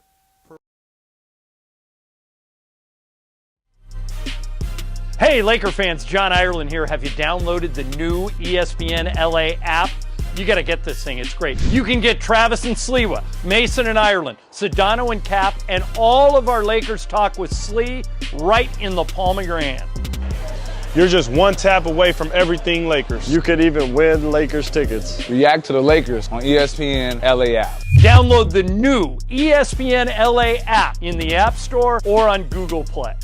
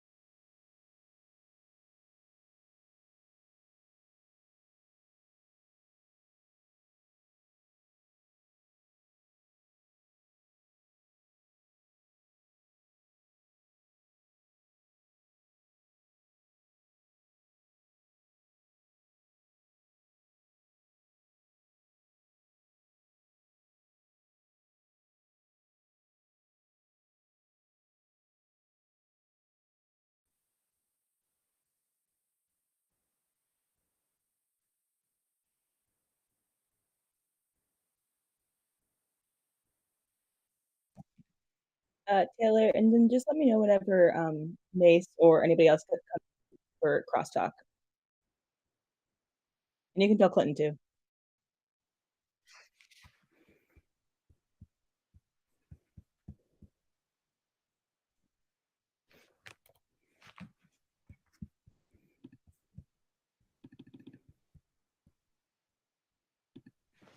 I do like what Trade Galladay on Twitter said, that Vine walks the TikTok run. I was a big Vine person. I made Vines. Yeah. My Vines still exist somewhere. They're all in high school, and yeah, it's. You haven't gotten to today. Yes, it's time for the dump. All right, guys. Do you guys know who Katie Ledecky is? Of course I know who Katie Ledecky I'm assuming is. double check Best Beto, do you swimmer know? on earth. Yeah. Katie Ledecky. So, Yes. So she was named the AP Female Athlete of the Year for the second time. Last night I saw this graphic. She has the 23 top times in her best event, the 800 of all time. So it's like they showed a graphic of the top 23 times. It was all Katie Ledecky. It's like insane the amount of dominance she can have in her sport, and that we only see her once every 4 years in the big stage, but it is kind of it's cool that she got the Female Athlete of the Year. Do you guys have your favorite athlete of the year, male or female? Oh, I had thought about that. I should have thought about that, but I will say that Katie Ledecky from the DMV area, so people see her with some regularity. I used to swim against her. Yeah, she's a very cool person in public, and her levels of records are beyond Gretzky-like. You can rename them Ledecky-like when it comes to dominance in terms of one person in their own individual sport. Beto, do you have a favorite athlete? Of the year? Mm-hmm. I didn't really think about that. Judge? It's not Beto Duran? What are we doing here? Nah, he ain't doing anything for me right now. That fool's expensive. He ain't my favorite. And if it was my favorite, it'd be my daughter, man. She's balling this year, so I'll take her. Sweet.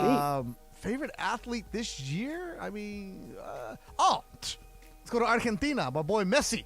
Hey. There it is. Gets the Nice. World Cup, and he's getting tattooed all over the place. He's going to have murals, so I'm going to go with Messi, my guy for the year. Great. So Denzel Washington's birthday is today, turning 68. Happy birthday to Denzel. What's your Denzel movie? Training Day. Come on. I've got a bunch. You got to understand that Denzel is my father's favorite actor, and he sees every movie of his. And so, I actually think his best actual performance in a role is in a movie called Flight. I don't know if you've ever seen it, but he plays an alcoholic pilot, not to stay on the theme of airlines. So but good. It's that movie, I saw that movie, and I was like, whoa. That movie actually really affected me beyond kind of a Denzel level. I think it was an interesting look into sort of the psyche of man and addiction and all this other stuff, and it's, based on real stories. So, I just, Denzel has such an incredible resume that it's hard to pick just one, but he is literally the guy that my dad will go see any film he's in. First day, first weekend in the movie theater, no questions asked, no matter what it is. Yeah, Denzel, John Q was another good one. John Q is good. Yeah. Denzel's cool because when he goes to Laker games, he goes looking like he just grabbed whatever sweats were on top of the bed and sits there, puts on a Yankee cap, and just chills. For me, it's the reason I said Training Day is because that's L.A., right? Yeah. So you're going down streets, born and raised here. You're like, wait, that's the Dickerson Gardens. That's Watts. They did it so well where you knew where they were at in the streets. And, you're going into the neighborhoods that you shouldn't be in there. So, yeah, that's the reason I like Training Day. Great movie. So Stan Lee would have been 100 years old today, and there's going to be a documentary about him on Disney Plus coming out this next year. Hold on, I'm not that's DC Comics, Stan Lee? Marvel. Yeah. He's the one who puts himself in all his movies in fun roles. Oh, okay. Yeah. Yeah. So do you guys have a favorite comic book movie, anything like that out there? Oh, yeah. I'm going to go with Into the Spider-Verse. I'm not a huge comics guy. I would say I was more comics adjacent in my life. A lot of my friends collected a lot of comics. I didn't have the kind of parents that were going to allow me to use my money on stuff like that. But I was very familiar with the worlds of said fantasies. And Spider-Verse was a movie that kind of changed my life once again. Never mind the animation, you guys know I'm big in art and graphic design, so just looking at it was one thing, but the story of Miles Morales and everything about kind of how he goes along through life as a young person in the city trying to figure out who he is, that movie, I still cry when I see that movie, and the soundtrack is a banger. And in that, Stan Lee plays a shop guy who's selling him his who's selling Miles his Spider-Man outfit as a toy, and it's one of his better cameos, and he's been in a lot of his own movies for various reasons. That one is cool because he is animated in his own animated film. It's pretty wild. No clue about any of this stuff. Stan Lee is very acquired taste. I know that he's very important in that world. I don't know the difference between DC and Marvel. I'm not hating on it. I've never read a comic book. I know Spider-Man, Batman. I just don't know anything else, and it's not really my interest. This would be a good time for me to read a tweet, by the way, from the COT individuals, which is Beto being the typical, I don't want to get on TikTok, but would love it if he did hop on. So, yes. No, I have TikTok. I have it. And I use it. I look at it. I downloaded it yesterday just for you, CY, because I thought you were going to post something. No. I see the TikToks coming at me. I like it. I just don't want to post. Scared of No, it's just too much. You don't have to post. Yeah, again, I don't post. Yeah, so yeah. I will in the new year. Anyway, what's that? So I sent you guys the ratings between the NFL and NBA on Christmas Day. So it was very stark. So even the worst game, the NFL was at 17.15 million. The best game from the NBA was at 6.03 million, which is the Bucks and the Celtics. Do you think that there's ever going to be a time in which the NFL is not king of the ratings in that way? No, and I also think that though there's some qualifiers that have to be in there. First of all, TV ratings are not really the best, and I'm not taking this to knock the stat because I do think it's important for a certain portion of America. But I think that the NBA is a global brand. The NFL is a national one. There will always be more people in this country who watch NFL football and college football, and to some extent even high school football, more than they watch NBA basketball. But if you get anywhere outside of this country and you look at the superstars, you look at the athletes who people actually know, behind soccer, basketball is the number one thing on the list, and that's because of the NBA. So if you're an NBA fan, this is not the kind of argument you need to get into on Twitter with an NFL fan. It's not worth your time, bro. You know what I'm saying? There's a global league, there's a national league, and then there's the National League and the American League, which are way behind both of these. So. And there's less NFL, there are less games, and you take advantage. We used to say, no, Thursday night, we don't want it. Why? It's diluted. We're watching. Preseason, there's a reason they play those games because they can make money. I mean, we're watching. The Pro Bowl went away, but they're still going to find a way to find some kind of inclination for it because NFL fans cannot get enough of their teams. Like 17.5 million people, or 17.1 million people watched Bucks Cards. Beto, were you one of those people? Yeah. I was not. That was one game I was like, too much. Yeah, I can't watch this. It was the only game on. It was marquee for the NFL. Of course I'm watching. It's Tom Brady. They just know how to do it. Right. So are either of you guys interested in going to the F1 Grand Prix in Las Vegas next year? Yeah. I would go to that. I would absolutely go to that. Yeah. Yeah. So I found this article, and it was about what a $5 million Emperor package gets you. So it gets you a 5-night stay at Nobu's Hotel, a 400 to 700 foot terrace capable of holding 75 guests, around the clock butler service. Yep. Oh, the butler. Okay. Yep.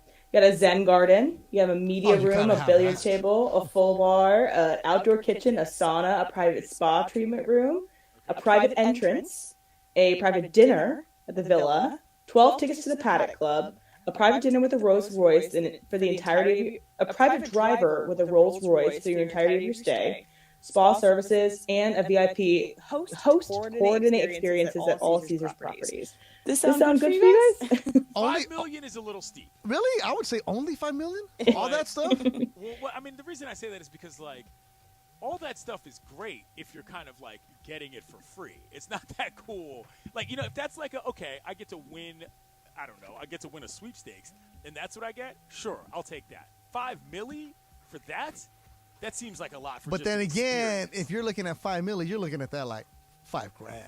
If you're getting that kind of package, if you're doing it, you're like, man, this is nothing. Oh yeah, you speak from experience on that front? I let's just say I know some people in that circle. I don't know them, but I'll be one of the guys that, how they get 75 people invited. I'll be number 74 on the list. I got it. Yeah. If you're gonna call something though an Emperor's package, if it doesn't come with an empire, I don't want it. I better have a robe coming out there for me. I'm ready to go. But and I bet you, they'll sell out. They will sell out. Oh yeah, absolutely. How many of those can you actually do though? That's a lot of human beings. It's probably how many people can win that 5. that you can actually take? Yeah, I was gonna say it can't be more than 10 because that's just so much stuff going on. I mean, there's so many billionaires out there. That's nothing. There's a lot of corporations that do it. Like they're doing it. That's true. And it's a big F1 is such a huge international thing. Like, and in Vegas now, what's going to happen? They're bringing all the whales from across the pond, and they're going to come and drop. Casino terms. Atta baby. Come on, don't you know me? Yes, I do. Trying to go to Vegas for Super Bowl. I'm trying to get one of those packages. All right, well, Ted Lasso.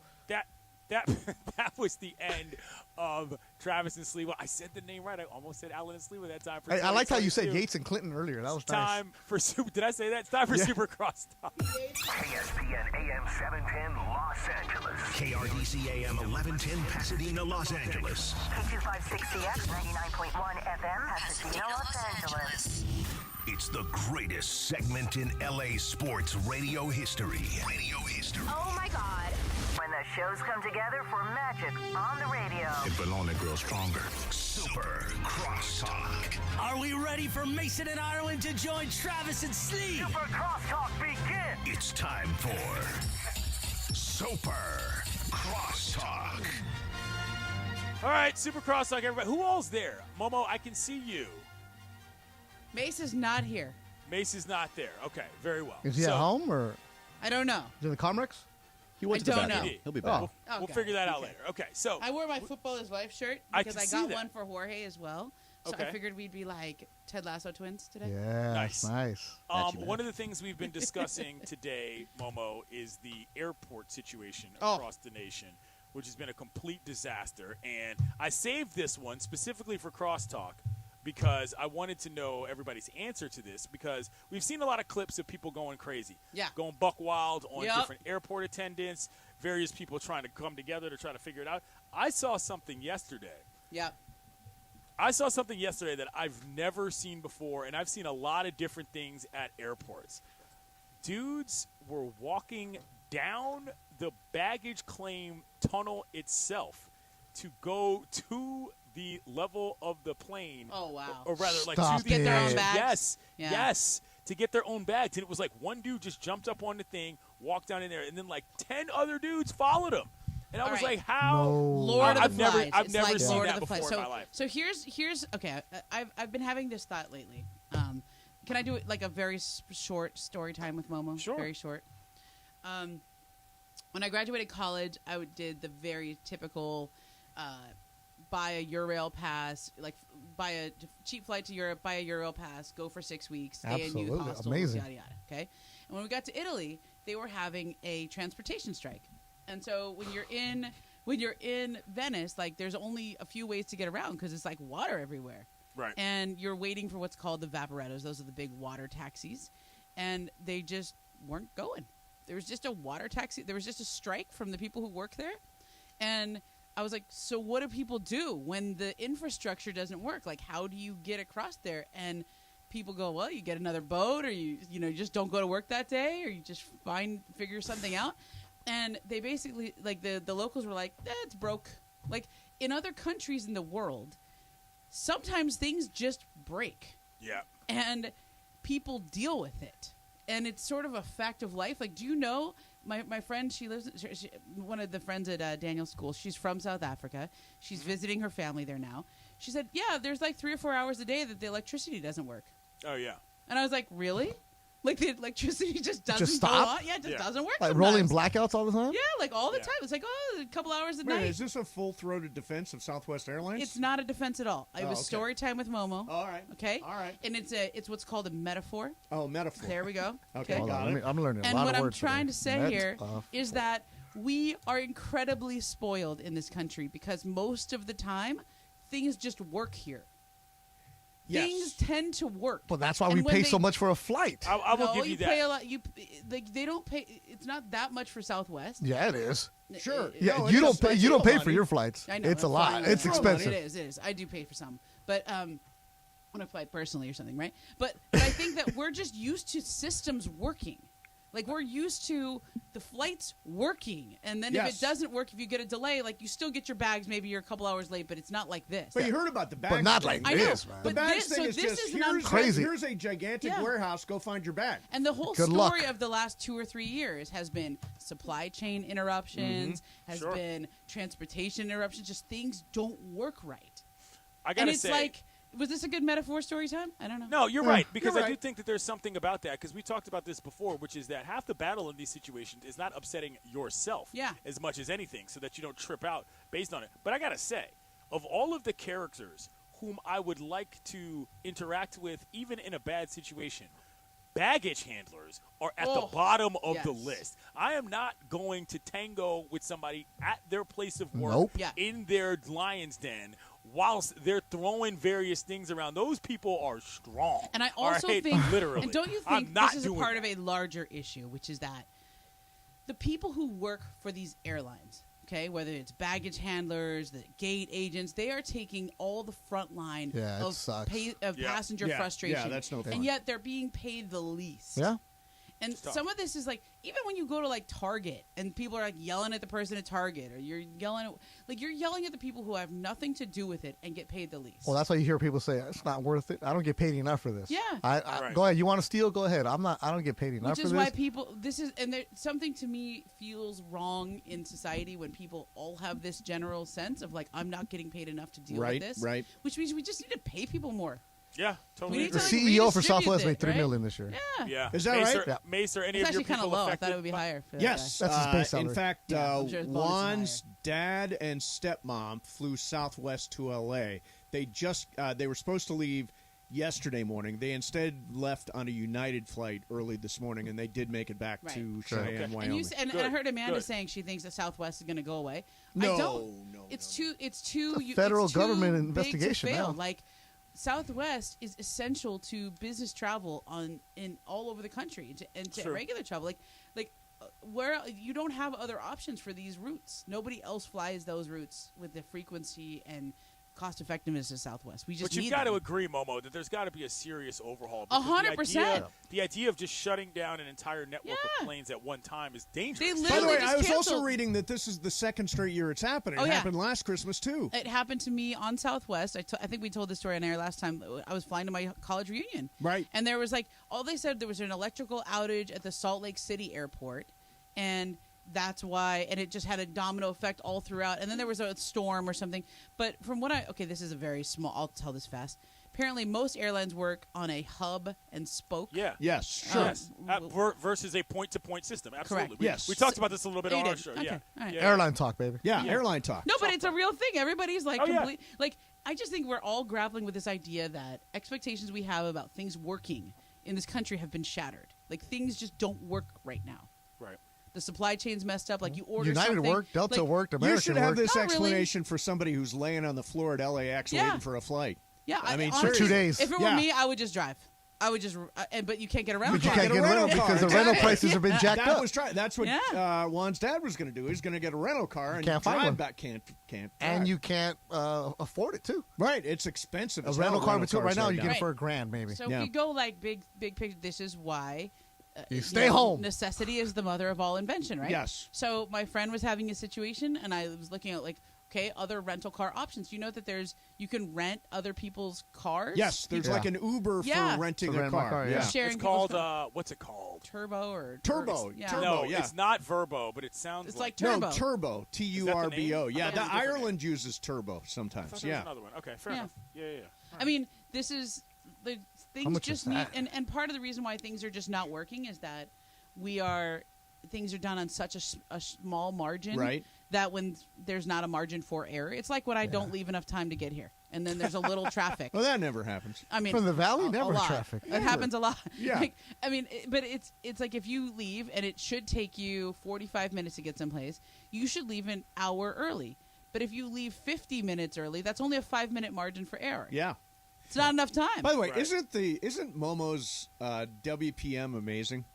Words per minute. Words per minute. Oh. She's unbelievable. I mean, seriously, I love She's a working pro. with Momo. We all excel at that. And I love the metaphors. This is the best story time. That's why she's on the radio and TV. This is the around the horn training right here. Why, you gotta get those words in, bro. This is actually you're watching a anti-around the professional horn. here. Around the horn is like the opposite of this. Around the horn is like, shut up. We got to move on to the next one. But you do have to talk fast. But you have to get a lot of words in because they're going to tell you you're done, and they're going to move on to the next person if you don't make a point. I talk a lot faster because of that television program that I used to back in the day. Did Jack's parents see any celebrities yesterday? Juan's parents. Where'd they go? Juan's parents. They did not see any celebrities. Where'd they go? Let's see. They went to Craig's? Sunset Tower. Is What's that a that? place? Yeah. Sunset Tower is on Sunset in sort of where all the big billboards are. Yep. They saw somebody that they thought was vaguely familiar. Got it. She's a redhead, and that's all they know. They should have taken a picture. Gotta go to Craig's. Yeah. Gotta go to Craig's. Now You're they're gonna gone see- now. Next time. They're going to come Did you back. show him the picture of Adam Sandler?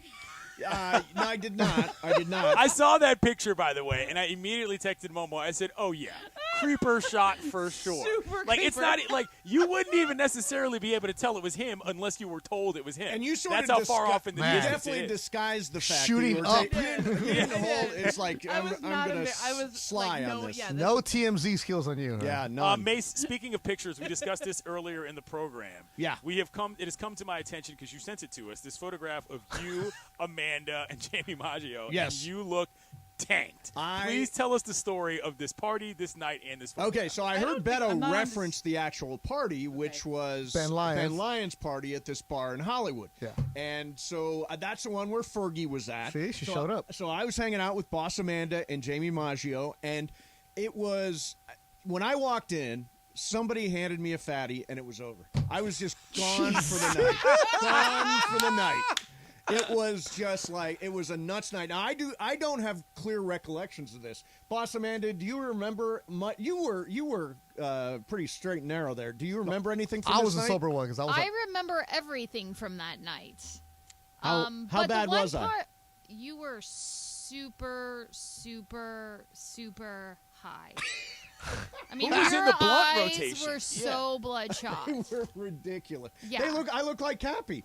Who was in the rotation? Oh, like, yeah. who were you smoking with? He that has you no got- clue. I think strangers. I think Like, it was just. It was maybe Ben's like what friends. 40 people, maybe not that many people in that bar. It was a small spot. It was a little I'll be spot. honest. I think it was Ben's joint. I think Ben gave me the joint. We went out on the sidewalk. We smoked, and then I don't remember most of the rest of the night. Wow! Except the weird thing was Fergie was at the party, and she was also on the TV. That's rocking what I New said. Year's Eve. Yeah. It was so and she weird. told us that they had recorded it like Months months ago. ago. Yeah. Yeah. But it was a fun. I personally love New Year's Eve. Our anniversary will be 17 years on New Year's Wow. Day. That's awesome. Which is like 50 in gay years, and I am. Oh, exactly. Make the boys go crazy. Yes. And so I love New Year's Eve because it's our time, and we, by the That's way, cool, that's do cool. watch CNN. It's not for the politics; it's for the craziness. If I Thank would have you. known there's people getting loaded on Well, CNN, right, I'd that's watch what I it. was gonna say. They get What are your thoughts? sloppy. What are your thoughts on that, Mace? Are you looking forward to seeing sober analysts or sober anchors on New Year's I Eve? don't want sober Now it's just gonna be Anderson boring. Cooper. Now, I did hear that Andy Cohen he came out and said, I'm still getting drunk. And Andy Cohen was the highlight of last year because he just started yelling things from this platform. Like ABC had Journey playing, and Andy Cohen turned and yelled at the stage, "That's not Journey without Steve Perry." And that guy's good though. The Filipino dude, he gets down. And then they also had, remember, Mayor Bill de Blasio Oh, yeah. he kept yelling, "You are the worst mayor ever." Wow. He just Wait, kept who? yelling Andy this I stuff. thought, Cohen. Andy Cohen. If I may, I thought Andy Cohen went a little far with that. Because, Did you? Like, that's not what I don't need people to be drunkenly harassing people. I just like to see the people that are normally very buttoned up having a lot It's more actually fun for each funnier other. when Anderson you know Cooper who needs is to a host. little You know who toasty. needs to host one this year? Who? TJ and Amy. You know who I'm talking about. Those two should Morning, have America. their own Oh. friggin' New Year's Eve special. The couple- I would You know what? They tune should just lean into into that that. Wait, Good like Morning a America? mug. Yes. Yeah, Good Morning America, TJ the Holmes two- and Amy Robach should have Could their you imagine own the New ratings Year's for Oh, that? yeah. Yes, I Everybody can. would crush. I have Through no the idea roof. what's going on. They should do that. TJ They and should Amy do that. were the hosts. Are still two are. of the hosts. Still of, are Good the hosts Morning for America. GMA3. What And they happened to fell in Robin three. Roberts? They fell in love. Robin Roberts is still doing the main. But they were both married to other people. Yes, there was a Whoa. very scandalous affair Oh, yeah. that was quite fun. they took them That off the air involved for a while. Are they back? I'm not sure, but it involved a personal investigator or PI, whatever, private investigator. Wait, And this they're sounds like the show that Steve Carell and Jennifer Aniston are on. Yeah, the morning show. It was a little Morning bit like show. a But morning it was show. all Yeah, consensual. Like the one. yeah. There's no The morning show. There's no is a Me little Too more. anything Yeah. like Okay. that, which was But morning show. Those two, this is what I'm saying. I go to New Year's parties, New Year's broadcasts for that kind of stuff. Yelling at randos on the street is just kind of boorish. I do think it's cool So to see the Andy interaction. Cohen is a guy just getting You drunk. don't know who Andy Cohen No. is? No idea. Have you are ever you? watched a Bravo show? Have you never been I watched part the of Bravo the shows. Bravo universe? I watch the shows, the Housewives. What's He's he do? the Watch What Happens Live guy. Oh, I don't watch those. Yeah, the he's post the game. one- But even then, they cut into the show sometimes. Right. You know, The like post-game shows, I don't watch Or that. you haven't seen the commercials. John with him? Ireland is so into Watch What Happens I know. Live. He and Mike Trudell actually went to yeah. see it live. No, I have no and idea who this guy is. I've argued Andy Cohen should use him. You know, they always have the pretend bartender. Yeah. John Ireland should be a bartender be one night great. and watch What Happens Live. He'd Yeah. be awesome. He'd Yeah, be he awesome. would. So he gets Tell drunk and just yells at people. TJ and Amy. Correct. That's New awesome. Year's By the Eve. way, what is the? I do that for free. The Oppenheim Group is the real estate agency from what? Selling Does anybody Sunset. know? Selling Sunset. Yeah. So that's one of the things that Juan's dad wanted to go see. They went over and they drove to see the Oppenheim Group, which Was apparently Chriselle there? she was not. Oh, she was I not. love Apparently, it's very unimpressive. Do you like? I love her. It's Chriselle, right? Yeah, Chriselle. Yeah, she Yeah, used to be soap opera. I love her. I don't like the show. I love her. Yeah. Oh, she's just. That's not even my style, but it is now. She's out there. Yeah. She's out there. Yeah. She's doing it. Great Instagram. Yeah. So See, I know her. I don't need no Andy Cohen. Is this going to be the last live show of 2022 for the station, or are other people doing shows? No, because doing- we still have Friday. Yeah, okay. I'll Friday be there from 1 Friday. to 3 with Clinton and Andy. I'll be there Friday. Nice. That might be Amanda. That might turn into a drinking show, just so you know. Because Oh, I want to go. No drinking show. allowed. We don't Oh. need our license to be revoked. So Right. that was sort of a not- joke. That but is I too guess bad. won't That is happen. too bad. Wait, Mason I did took it? a shot, Mace. I took a shot. Don't You know what I'm say saying? that. So- I didn't do it on purpose. That wasn't intentional on my part at all. It was Morales' Twice. fault. It was Chris Morales. You did know it what? to me. I think I Chris believe that. is bad peer pressure. 'Cause Yes. Well, and the thing was, He was. Mason's wasn't on the air during the You show. kind of are it too, was Beto. before. I Of course remember I am. when It was we before. It was Beto and Chris when I went to the softball game. Both of you guys were trying to get me to drink, right? Yep. And I just was like- offered. You could have said no. Yeah, but you were like, "Here's my flask, drink it now." And I was like, No, I I'm did not gonna have a dri- flask. I had a bottle. Do not deny. Yeah. To be fair, the Beto seven- doesn't hide it. I The was like, softball I'm game situation was a little different. We were outside. It was more Yeah. of a cookout vibe. Yeah, I know, Mason's but I was like, was dude, at You a could say no. Yeah, Mason's I was- was I know, at but I a was like, remote. At a I'm remote, like, right. Like, super sleep deprived. at a I'm still restaurant. nursing. At a restaurant. How good was Like, the drink, though? It was good. Yeah. It was really Little good. tequila and Wasn't squirt. the softball game one of the highlights of? Yeah. I thought The that Mandy's was and the so fun. softball game. Mandy's and the Two softball game highlights were for sure. Yeah. Like, excellent. They were great. It was And great for the we're- community. We're doing Yep. the Mandy's again, right? yes, the And- next few years. And I And the, heard the there's- new venue is I awesome. heard Yes, there's new nothing. venue. There's something planned for March, but we're not talking about it yet. Correct, But a not big yet. thing. We're not Oh, discussing nice. that yet. Okay, good to know. Yeah. And then All right. and then we're doing. Are we doing another softball game? That's the plan. Excellent. Yeah, so Quality. biggest year ever for yeah, you need to guys. have 2023 surgery should quick. be That awesome. was like a big game for me. That was like emerging from the postpartum cocoon. Yeah. You needed Yeah. that. Like You I needed was that. like, I needed. You that was turned like, into a butterfly. I was like, I'm getting out of the house. I haven't been Yes. out of the house in 6 weeks. Yeah. I haven't Nobody had spoken to seen you in adults. years. Yeah. We see you on TV, but seriously, we hadn't seen you in person. It was a Yeah. long time. And That's by the true. way, as a pitcher, you threw a gem. Yeah, That was pretty a good. gem of Yeah. a game. I mean, Yeah. I gave up like 8 runs, but That's Whatever. 2 in softball. Great job I on thought Mason. the fact that I threw strikes was pretty impressive. Yes. That was very Like impressive. things that people could hit. Like Yes. you didn't have to help me out. They Swing they at were it 10 doubting feet you. out. Yeah, They were doubting you. I was doubting myself. I was like, I haven't really done this in a while. Yeah. What a cool I was like, night. Mace, I What don't a cool really know night if that I'm a a was. lot good of fun. pitcher. A lot of fun. Yeah. Good, That good pitcher's year. mound is very far It's away. far. I didn't realize it until Yeah. I went out there and I was like, oh my gosh. Like to pitch underhand Yeah. Yeah. from It that was some pitcher's distance. mound was far. Yeah, Momo, she was dealing. Yeah, I Everything had was some fun. It distance. was, Yeah. it was So a good let's year try for the to- let's station. try Her to get an stuff was her let's try stuff to get was an filthy, umpire by that the way. shows up on time. Yeah, Yes, an umpire that shows up on time and that's actually But- good. Let's Yeah. try to do that. We'll work on that.